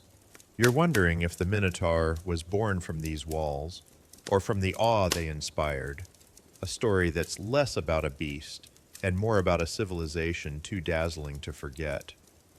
You're not finding a maze or a monster, but you're finding something deeper, a culture that danced with danger, worshipped beauty, and left a riddle that's still unraveling. You're lingering in Knossos' sunlit courtyard, the bull fresco's gaze still heavy, the palace's twisting corridors whispering tales of labyrinths and minotaurs. But now the air shifts, growing heavier, the vibrant colors fading as if the stones themselves sense what's coming. You're not just exploring a living city anymore. You're standing on the edge of its end, a moment when the Minoan world, once a beacon of art and trade, slipped into silence, leaving only ruins and questions. This is the fall of Knossos, a collapse as mysterious as the silk roots that once fed its glory, and you're about to walk through the ashes, wondering what force, nature, war, or hubris, snuffed out a civilization that seemed eternal. You're moving through the palace now, but it's not the bustling hub you saw before. The corridors are quiet, the frescoes peeling, the pithoi jars cracked and empty. You're stepping over fallen stones, the air thick with dust and abandonment, and you're feeling the weight of a place left to die. The central courtyard's deserted. No bull leapers, no chants, just the wind whistling through broken light wells. You're picturing Knossos at its peak, workshops humming, scribes scratching linear A, ships sailing to Egypt with saffron and bronze, and you're wondering how it all vanished, how a city that ruled the seas became a ghost town in a fertile valley. Mainstream history pins the fall of Knossos around 1400 BCE, part of the broader collapse of the Minoan civilization. Archaeological evidence uncovered by Arthur Evans and later scholars shows the palace was abandoned, its art left to fade, its plumbing silent. The Minoans, who thrived from 2600 to 1400 BCE, built a trade empire without armies, their wealth flowing through Mediterranean ports. But something, maybe a natural disaster, maybe invaders, maybe their own flaws, broke that flow, and Knossos, the heart of their world, stopped beating. You're standing in its ruins, touching a shattered pythos, and you're realizing the past doesn't always leave clear answers. Here's a quirky tidbit. Some locals believe Knossos was cursed, its fall tied to angry gods or a minotaur's revenge. You're imagining villagers whispering, avoiding the ruins like they're haunted, their stories turning broken stones into a monster's lair. It's like a modern ghost town rumored to house spirits, only with bullhorns and ancient vibes. You're smiling, but you're wondering if there's truth in the fear, if the Minoans' own myths turned against them when the end came. Historians still argue over what killed Knossos. Some point to the massive eruption of Thera, modern Santorini, around 1600 BCE, one of history's largest volcanic blasts, which likely sent tsunamis crashing into Crete's ports and ash clouds choking its crops. Others suggest Mycenaean Greeks rising on the mainland took advantage of Minoan weakness, their linear B script replacing linear A in Knossos' final days. You're weighing both, wondering if nature struck first and invaders finished the job, or if the Minoans crumbled from within, their elite failing a people who trusted them. Let's paint the scene. You're in a storeroom, the air stale, the giant pithoi looming like tombstones. You're picturing Knossos before the fall, its workshops alive with potters and weavers, its shrines glowing with offerings. You're hearing the laughter of children, the clink of bronze, the chants of priests under starlight. But now it's 1450 BCE, and something's wrong. You're imagining a distant boom, the ground trembling, the sky darkening with ash from Thera's eruption. You're seeing waves slam Crete's northern coast, ports splintering, ships sinking, farmland drowned in salt. You're feeling the panic, the way markets empty, the way priests pray harder, their snake goddesses silent. You're moving to the throne room, the alabaster chair empty, its griffin frescoes staring into nothing. You're picturing the aftermath of Thera, the Minoans struggling to rebuild, their trade routes, those silk routes of the Bronze Age, cut off as Egypt and Mesopotamia turn inward. You're sensing the hunger, the way crops fail under ash-choked skies, the way nobles hoard while villagers starve. You're wondering if the bull leaping stopped, if the rituals lost their power when the gods seemed to turn away. You're feeling the cracks in a society that once felt unbreakable, and you're realizing even marvels like Knossos can't outrun time. Let's zoom in. You're in a corridor, the walls scorched, maybe from a fire that swept the palace in its final days. You're thinking about the Mycenaeans, those mainland Greeks who show up in Canasso's last chapter. You're picturing their warriors, armored and grim, walking these halls, their linear B tablets replacing Minoan scribes. You're seeing the art change, less dolphins, more swords, a shift from beauty to war. You're wondering if they invaded, swords flashing, or if they crept in slowly, through trade, marriage, influence, until Knossos wasn't Minoan anymore. You're touching a broken fresco, a dolphin's fin cracked, and you're feeling the loss, the way a culture's soul can fade without a single battle. You're back in the courtyard, the wind colder now, the stones underfoot uneven. You're imagining the final days, maybe 1400 BCE, when Knossos went quiet.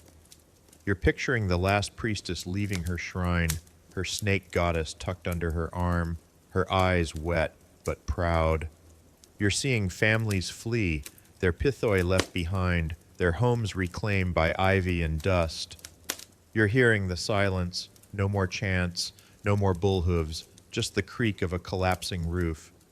You're wondering if it was sudden, a tsunami, a raid, or slow, a death by 1,000 cuts as trade dried up and faith wavered. Let's talk about the theories. You're sitting on a fallen column, the sea glinting in the distance, and you're weighing the evidence. Thera's eruption, dated by ash layers, could have crippled Crete's economy, its ports and farms ruined, its people shaken. You're picturing a society reeling, its confidence shattered, its gods questioned. But Knossos stood for centuries after, so maybe it wasn't one blow. You're thinking about the Mycenaeans, their graves full of Cretan treasures, their script in Knossos ruins. You're imagining a gradual takeover, Minoan elites marrying Greek lords, their culture absorbed until it wasn't theirs anymore. You're also considering internal collapse, maybe civil war, maybe a revolt, the people turning on priests or kings who failed them. You're noticing the lack of bodies, no charred skeletons or signs of slaughter. You're realizing Knossos didn't fall with a scream, but a whisper, its people leaving quietly, their reasons lost in Linear A's silent script. You're thinking about Evans, digging here in 1900, his heart racing as he uncovered a lost world, but even he couldn't crack the code of its end. You're wondering if the Minoans knew it was over, if they fought to save their palace or walked away, heads high, their goddesses still in their hearts. You're stepping through a light well, the sun weak now, shadows pooling in the stone. You're picturing Knossos' final moments, maybe a fire, maybe neglect, the frescoes fading as nature crept in. You're seeing the bull-leaping courtyard empty, the throne room silent, the pithoi cracking under their own weight. You're feeling the absence, but also the echo, the way Knossos' story lived on in Greek myths, in the Minotaur's roar, in the labyrinth's twists. You're thinking about the silk routes, not just trade, but stories, carrying Crete's glory to Athens, to Homer, to us. You're leaving the courtyard, the palace fading behind you, but its mystery clings like dust. You're wondering if Knossos fell to a volcano, a sword, or its own weight, and you're realizing it doesn't matter. The Minoans are gone, their voices locked in undeciphered clay, but their art, their bulls, their goddesses still speak. You're picturing them sailing away, their ships cutting the sea one last time, their eyes on a horizon they'd never reach. You're feeling their loss, but also their triumph, because Knossos didn't vanish. It became a myth, a riddle, a whisper that outlasted empires, and you're carrying it with you as you step into the light. You're stepping out of Knossos' silent ruins, the Minoan world's mystery still humming in your bones, but the air shifts now, thick with the clang of steel and the creak of war machines. You're no longer in a palace of art and myth. You're on a battlefield, the ground scarred by sieges, the sky heavy with the promise of destruction. This is the world of ancient siege warfare, where cities hid behind stone walls only to face battering rams, catapults, trebuchets, siege towers, and tunnels, tools designed to smash defenses and spirits alike. You're trudging through the dust of a siege camp, the silk roots of war carrying not trade but terror, and you're about to see how engineers turned physics into a weapon, making even the mightiest fortress weep. You're standing outside a city's walls, the stone towering above you, its battlements bristling with archers and boiling oil. The air smells of sweat, smoke, and fear, and you're hearing the rhythmic thud of a battering ram slamming a gate, each blow shaking the ground like a heartbeat. You're not a soldier swinging a sword. You're an engineer, a master of destruction, your mind racing with angles, force, and leverage. Your tools aren't blades, but machines. Rams to smash, catapults to hurl, trebuchets to shatter, towers to climb, tunnels to collapse. You're not just breaking walls, you're breaking wills, and you're realizing siege warfare is as much about brains as it is about brawn. Mainstream history shows siege warfare was a cornerstone of ancient conflict. From the Assyrian sieges of the 9th century BCE to the Roman campaigns of the 1st century CE, armies used increasingly sophisticated machines to crack fortified cities. Texts like Assyrian reliefs from Nineveh depict rams and towers, while Roman historians like Josephus detail catapults and trebuchets. By the medieval period, sieges were high art, with engineers like those at the 1212 siege of Rochester Castle using precise mechanics to topple towers. You're picturing those battles now, the machines rolling forward, their creaks and groans a prelude to chaos, and you're awed by the ingenuity that turned wood and rope into city killers. Here's a quirky tidbit. Some siege engineers used pig fat to fuel tunnel fires, its greasy burn collapsing walls faster than wood. You're imagining yourself hauling barrels of it underground, the stench clinging to your cloak, hoping the flames don't catch you first. It's like using bacon grease to torch a fortress, only with higher stakes and a lot less breakfast. You're chuckling, but you're respecting the grim creativity of men who'd do anything to win. Historians still argue whether siege machines were decisive or if starvation and morale often broke cities first. Some say trebuchets and rams were game changers, leveling defenses in days. Others point to prolonged sieges like Jerusalem in 70 CE, where hunger did the real work. You're leaning toward a mix. Machines cracked the shell, but fear and famine broke the core. And you're eager to see these tools in action. Let's paint the scene. You're in a siege camp, 800 BCE, outside an Assyrian city, its walls glinting under a merciless sun. You're with the engineers, sweat-soaked, hauling a battering ram, a massive log tipped with iron, mounted in a wheeled frame covered with wet hides to fend off fire. You're hearing the crew chant, their muscles straining as the ram swings, slamming the gate with a bone-rattling thud. You're dodging arrows raining from above, their tips sparking on stone, and you're praying the roof holds against the boiling sand defenders pour through murder holes. You're not just attacking, you're orchestrating, timing each swing to keep the rhythm, because a stalled ram's a dead ram, and you're not dying today. You're shifting now to 4th century BCE Greece, where catapults are changing the game. You're with Dionysius of Syracuse's crew, twisting sinew ropes to power a torsion catapult, its arms snapping forward to hurl a stone the size of a sheep. You're feeling the recoil, the ground trembling as the boulder arcs, smashing a tower's parapet into dust. You're picturing the defenders' faces, their bravado crumbling as stones rain from beyond bow range.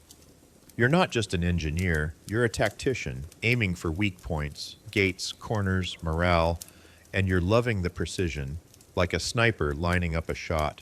You're leaping forward to the 12th century, a crusader siege in the Holy Land, where the trebuchet reigns supreme. You're standing beside one, a towering beast with a counterweight the size of a cart, its arm creaking as it rises.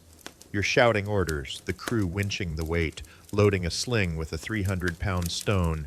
You're hearing the release, a whoosh like a dragon's breath, the boulder soaring in a high arc, crashing through a courtyard's barracks.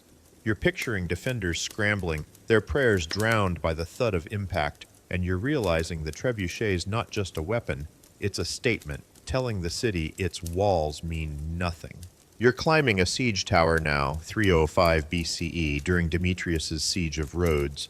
You're gripping the ladder, the tower, 9 stories tall, iron-plated, lurching toward the walls, its wheels groaning under the weight. You're hearing archers on the top deck, their bows twanging, pinning defenders down as you near the ramparts. You're dodging fire arrows, their flames licking the hides, and you're praying the tower doesn't tip, because falling's not the plan. You're feeling the rush, the moment the gangplank drops, soldiers pouring onto the walls, turning a siege into a street fight. You're not just climbing, you're rewriting the battlefield, making height a weapon.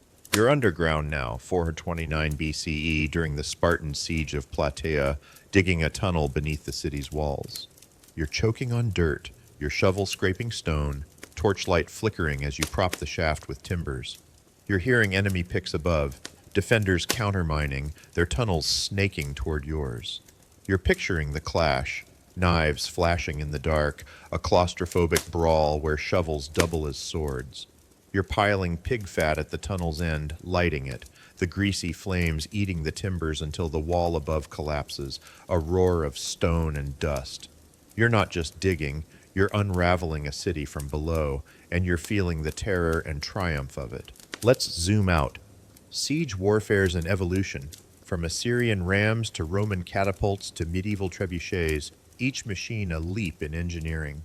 You're thinking about the silk routes, not just trade, but ideas, mechanics spreading from China's traction trebuchets to Europe's counterweight beasts. You're picturing engineers as artists, their canvas the battlefield, their paint the physics of force and trajectory. You're seeing rams as brute muscle, catapults as snipers, trebuchets as artillery, towers as skyscrapers, tunnels as sabotage, each a piece of a puzzle that says no walls unbreakable. You're back in the camp, the city's walls still standing, but cracks spiderweb the stone.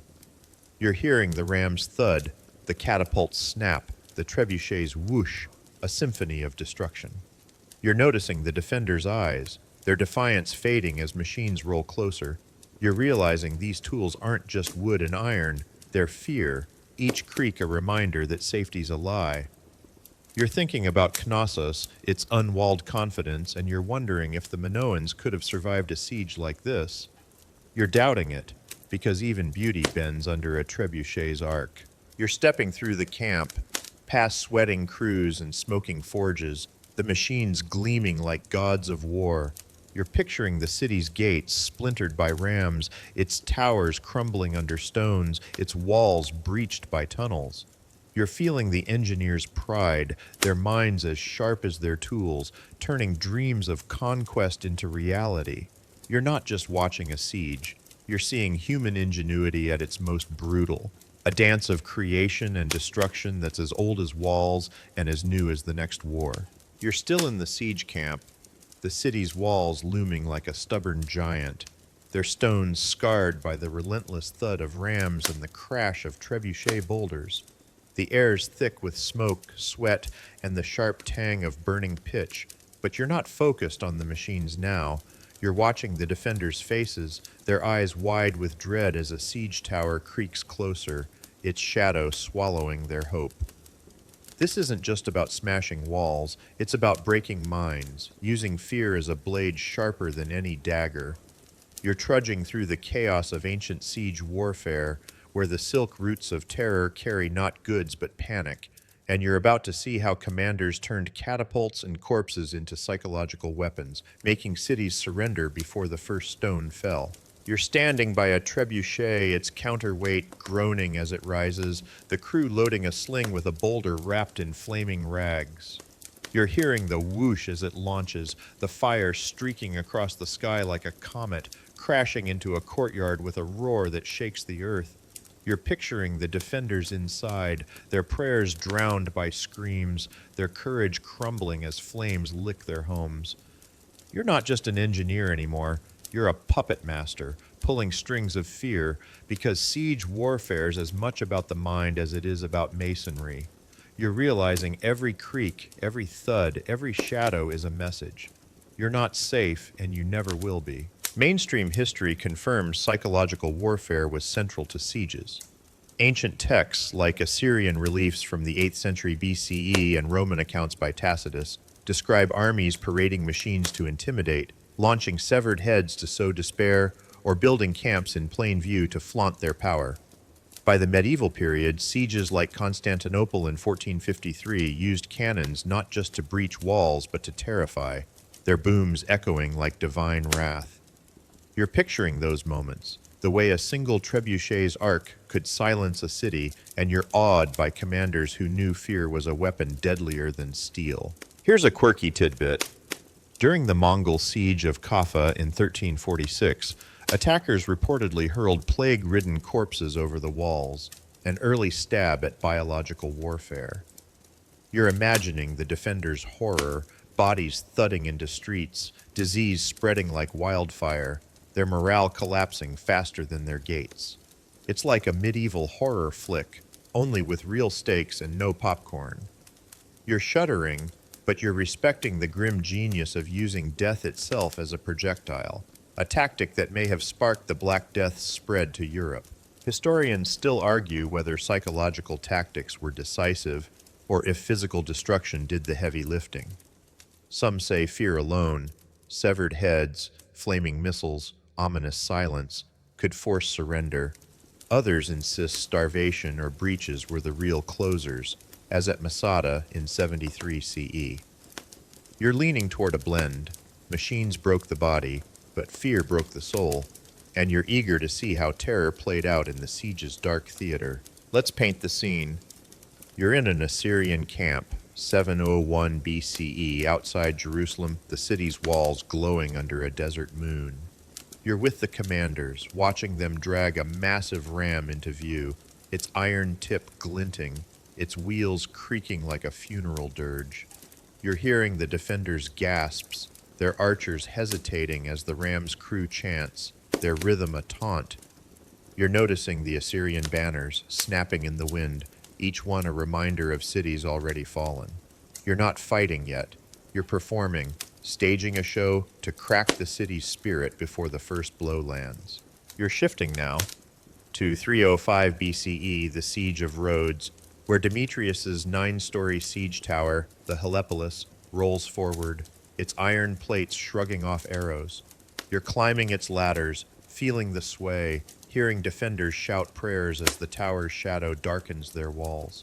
You're picturing their panic, the way archers waste bolts, the way commanders scream orders that nobody follows. You're not just attacking, you're looming, your tower a giant that says resistance is futile. You're feeling the defenders' dread, their minds racing with images of slaughter, and you're knowing that's half the battle won. You're leaping to 1204, the Fourth Crusade's siege of Constantinople, where catapults lob not just stones but messages, scrolls demanding surrender wrapped around rocks. You're standing by one, its sinew ropes taut, loading a severed head, its eyes still open, into the sling. You're hearing the snap as it launches, the head arcing over the walls, thudding into a market square. You're imagining the screams, mothers shielding children, soldiers freezing as the message sinks in. We know your leaders, and we'll kill them all. You're not just hurling death, you're hurling despair, and you're seeing defenders' resolve crack like brittle stone. You're underground now, 1212, the siege of Rochester Castle, digging a tunnel beneath a tower, the air thick with dirt and fear. You're piling pig fat, its stench choking, knowing the fire you'll light will collapse the wall above. You're hearing defenders above, their footsteps muffled, unaware you're stealing their foundation. You're picturing their shock when the tower falls, their shouts turning to wails as dust swallows their hope. You're not just sapping stone, you're sapping courage, because nothing terrifies like the ground betraying you, and you're loving the silence that follows, heavier than any missile. Let's zoom in. You're backed by the trebuchet, 13th century, a crusader siege in Syria, its counterweight creaking like a giant's breath. You're loading a barrel of burning pitch, the heat singeing your cloak, and you're picturing it exploding inside the city, flames racing through streets. You're hearing the defenders' cries, their buckets useless against the inferno, their morale burning faster than wood. You're noticing the silence before each shot, the way the city holds its breath, waiting for the next blow. You're realizing that silence is your real weapon, the unknown gnawing at their minds, making every creak a death sentence. You're thinking about the theater of it all. You're picturing Assyrian rams paraded like gods, Roman catapults assembled in view, Mongol corpses launched with a flourish. You're seeing commanders as directors, their sieges scripted to maximize dread, machines rolling at dawn, fires lit at midnight, heads flung at noon.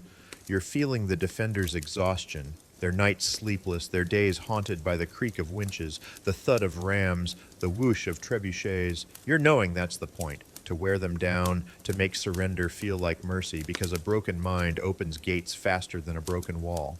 You're connecting this to kenosis, its unwalled confidence, a distant memory. You're wondering if the Minoans face sieges, if their trade routes, those silk routes of the Bronze Age, failed them when invaders came. You're picturing Olympias, her own sieges fought with whispers and rituals, her enemies broken by fear before blades. You're seeing the thread, fear as a universal weapon, from Minoan myths to Macedonian courts to this dusty camp, where every machine's a prop in a play of terror. You're stepping through the camp now, past smoldering forges and sweating crews, the city's walls still standing but cracked, its defenders' eyes hollow. You're hearing the trebuchets creak, the rams thud, the towers groan, a chorus of dread that says time's running out. You're picturing the defenders' prayers, their hands trembling, their leaders arguing surrender or fight. You're knowing that's your victory, not the breach, not the blood, but the moment they realize resistance is pointless, their god's gone, their walls just stone waiting to fall. You're not just sieging a city, you're sieging souls. And you're winning, one terrifying thud at a time. You're still in the siege camp, the city's walls teetering under the relentless assault of trebuchets and rams, their stones crumbling like a house of cards in a storm. The defenders' eyes are hollow, their surrender a whisper away, but you're stepping back now, the dust settling as you look beyond this battlefield to the long shadow of siege warfare across time. From ancient Assyria to medieval Europe, these machines, catapults, towers, tunnels, shaped history, evolving into cannons, missiles, and modern sieges, their legacy as enduring as the silk routes that carried their designs.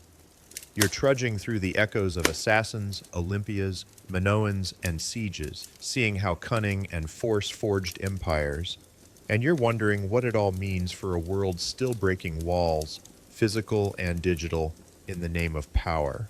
You're standing on a hill overlooking the camp, the city's gates splintered, its people waving white flags as your machines fall silent. You're not just an engineer now, you're a witness to history's relentless churn, where every siege, every kill, every myth is a thread in a tapestry of human ambition. You're picturing the battering ram, its iron tip forged in Assyrian fires, smashing gates like a fist through glass. You're hearing the catapult snap, its stones arcing like vengeful stars, a Greek invention that Rome perfected. You're feeling the trebuchet's shudder, its counterweight dropping like fate, a medieval marvel that made castles tremble. You're climbing the siege tower, its planks creaking underfoot, a Hellenistic beast that turned walls into bridges. You're digging the tunnel, its dirt choking your lungs, an ancient sabotage that brought fortresses to their knees. These aren't just tools, they're ideas, each one a leap in how we break what's meant to stand. Mainstream history traces this evolution clearly. Siege warfare began with simple rams in Mesopotamia around the 9th century BCE and grew into complex engines by the time of Alexander's successors, like the Helepolis at Rhodes in 305 BCE. Roman engineers, as Vitruvius notes, standardized catapults for portability, while medieval sieges like Stirling Castle in 1304 showcased trebuchets like Warwolf, so terrifying the enemy surrendered before a shot was fired. By the 15th century, gunpowder cannons, as at Constantinople in 1453, ended the age of stone walls, birthing modern artillery. You're seeing this arc from wood and rope to iron and explosives, and you're awed by the ingenuity that turned physics into conquest, a legacy that lives in today's drones and cyber attacks. Here's a quirky tidbit. Medieval besiegers sometimes launched live animals, chickens, goats, even cats, over walls, hoping to spread chaos or disease. You're picturing yourself loading a squawking hen into a catapult, the defenders dodging feathers and filth, their morale as ruffled as the bird. It's like a prank gone horribly wrong, only with plague risks and no laughs. You're shaking your head, but you're respecting the creativity of men who'd use anything, even livestock, to win a war. Historians still argue whether siege warfare's legacy is more about technology or psychology. Some say machines like the trebuchet drove progress, their mechanics sparking engineering revolutions. Others insist the fear they inspired, shock and awe, shaped strategy more, as seen in Mongol sieges or modern blitzes. You're leaning toward both. Tech built the tools, but terror wielded them, and you're eager to connect this to the shadows you've walked through, from assassin's blades to Olympias's rituals to Knossos myths. Let's paint the scene. You're in a Roman camp, 70 CE, outside Jerusalem, the city's walls defiant but cracking under catapult fire. You're watching engineers assemble a ballista, its bolts skewering defenders like needles through cloth. You're hearing the crowd's wails, their temple burning, and you're realizing this siege isn't just about conquest, it's about sending a message. Rome bows to no one. You're feeling the weight of that message, its echo in every siege since, from Masada's ramps to Constantinople's cannon-scarred walls, where the same lesson was carved in stone. Resist, and you'll fall. You're shifting now to 1346, the Mongol siege of Kaffa, where plague-ridden corpses fly over walls, their stench a promise of death. You're picturing defenders fleeing, their city a graveyard, and you're connecting this to modern biological fears, where viruses are the new trebuchets. You're leaping to 2025, where sieges aren't stone walls but digital fortresses, firewalls breached by hackers, cities isolated by media blackouts, economies choked by sanctions. You're seeing the thread. Someone wants in, someone wants them out, and the tools change, but the game stays the same. You're thinking about the assassins you followed, their daggers silent but deadly, their loneliness a siege of the soul. You're picturing them sneaking past guards, their blades breaking lives as rams broke gates, their fear a psychological war against themselves. You're realizing their work was a microcosm of sieges, cunning, force, betrayal, all aimed at a single target, their success as fleeting as a breached wall. You're wondering if you'd have lasted in their world, and you're betting no, because their walls were inside, and no machine could crack that kind of isolation. You're turning to Olympias, her palace a fortress of intrigue, her rituals a siege against rivals' minds. You're seeing her letters to Alexander, each one a missile aimed at disloyal generals, her snakes a symbol of fear that opened gates without a fight.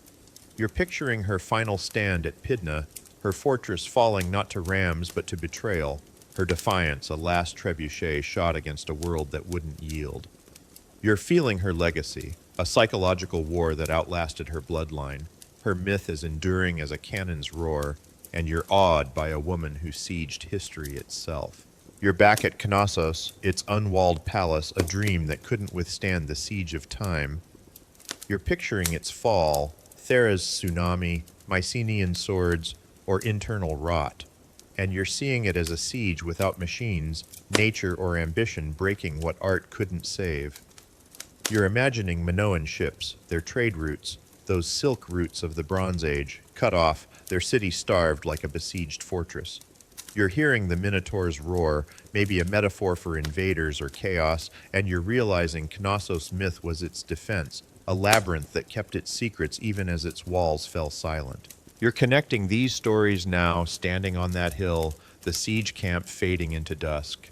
You're seeing assassins, Olympias, Minoans, and sieges as facets of the same drive, to shape history through cunning, force, or fear.